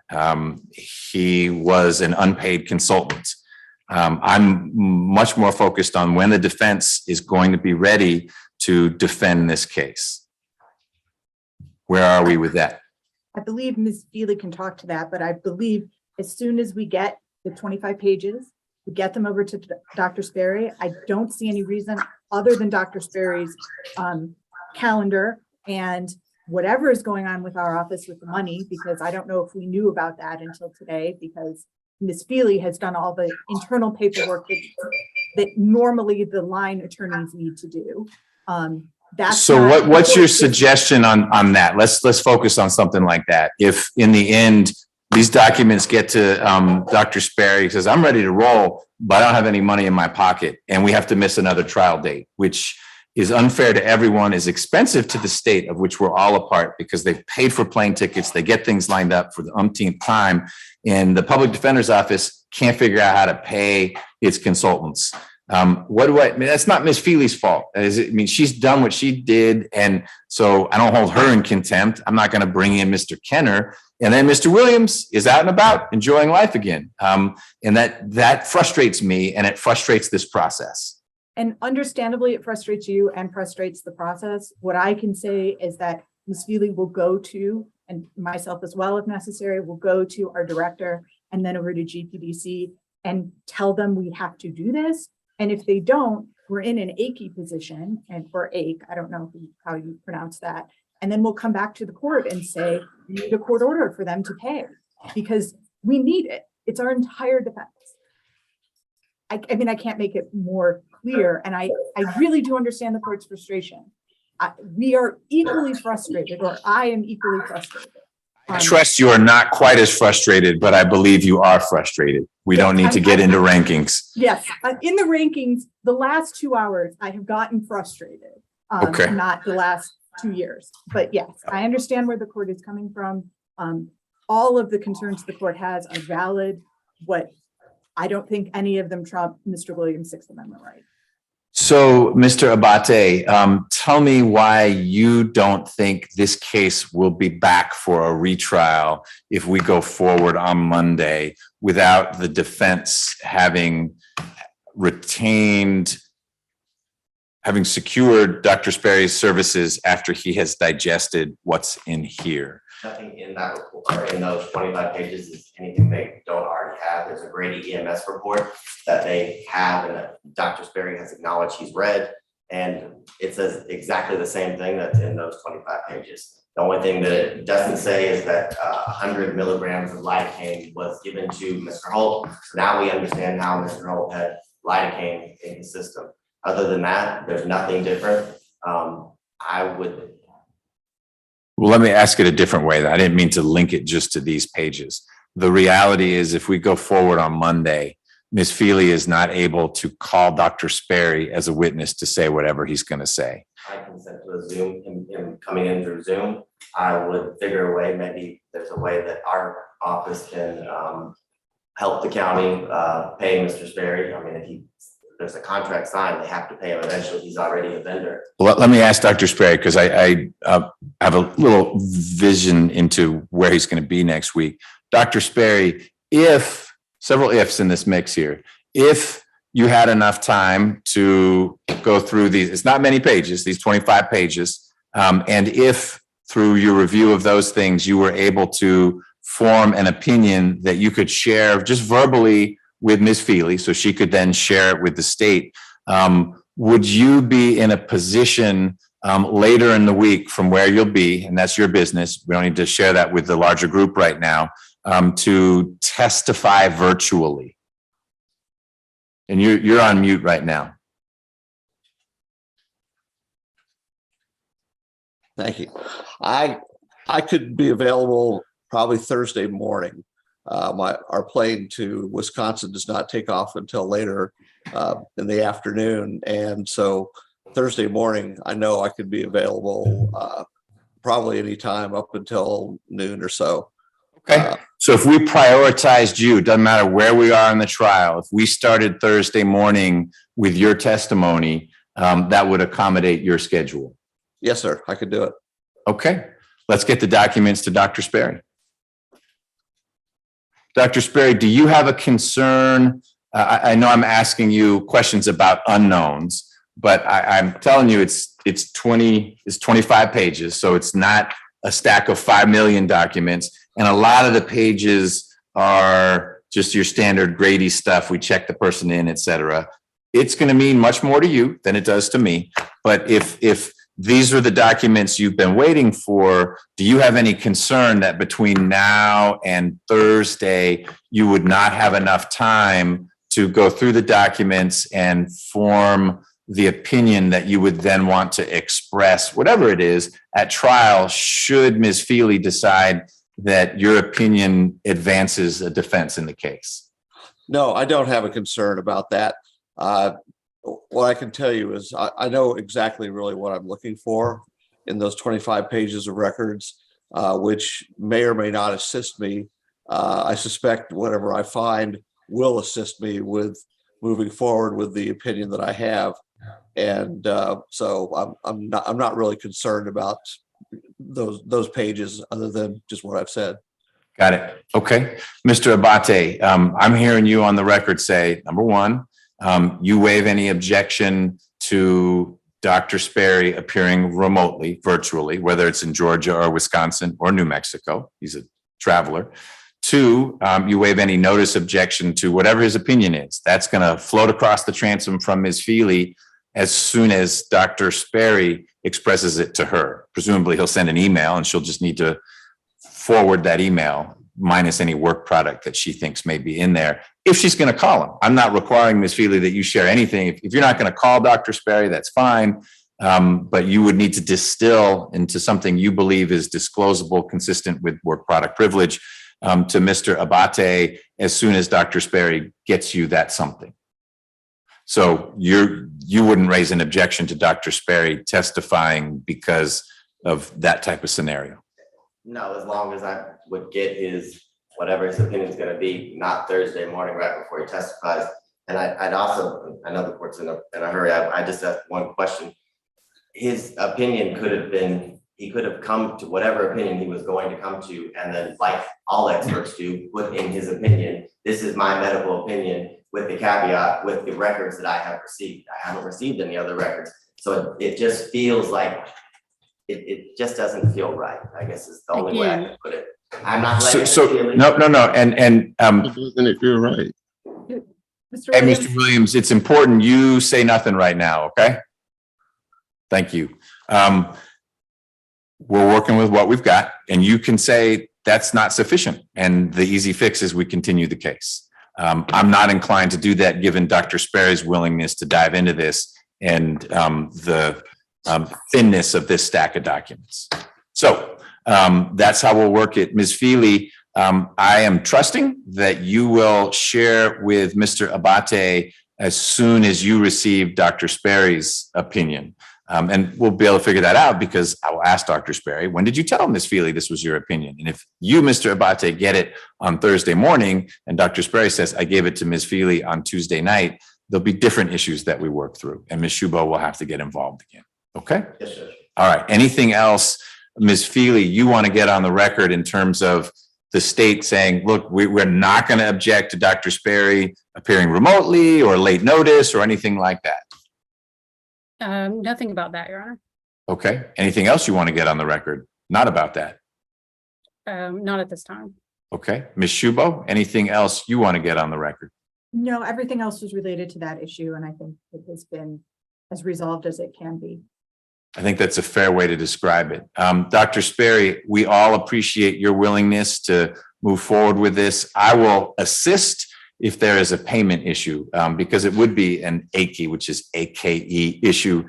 But fortunately, the county has resources to deal with that. It ought to happen internally, but I'm getting the sense that Dr. Sperry will do everything he needs to as a committed professional. And if we need to tie up the financial loose ends at the back end, we'll make that happen. He knows where to find us. You're exactly right. That I'm not concerned about that part of it at all. Good. You know how to find us. All right. I have to go. I'm late for this thing I was supposed to be on a while ago. Ms. Feely, anything else you want to cover before we get off this? Because I'll be shooting Judge Emerson an email that lets him know Williams is first out, and it looks like then we get to either Kilpatrick, which has something real bizarre going on, or Heavenly Mitchell. Both of which are mine. Yeah. Oh, so you're the perfect person to have. Ms. Wood has got a big smile on her face. Okay. All right. Well, thank you, everyone. And to be clear, I'm not gone next week. I'm actually over in 9J. And so if something comes up and it needs to be McBurney talking with Emerson, let me know and I will gladly do that. I will pause my civil situation. But I'm going to try to convey to him what has been happening here with this case and Kilpatrick. There's, as far as I know, there's nothing funky going on with Mitchell right now. Okay. Your Honor, I had one brief thing. Since we haven't looked at those 25 pages, if Dr. Sperry looks at them and says, actually, there should be 30 more, and this is exactly what I'm looking for, we'll email the court because Yes, email me. You know how to do it. And so let's keep this real time. Obviously, copy Mr. Abate on it. But if there are any issues that there's yet another hidden set of documents, everyone ought to be alerted to that. And then we'll process it accordingly. Okay? Thank you, Your Honor. Good question. All right.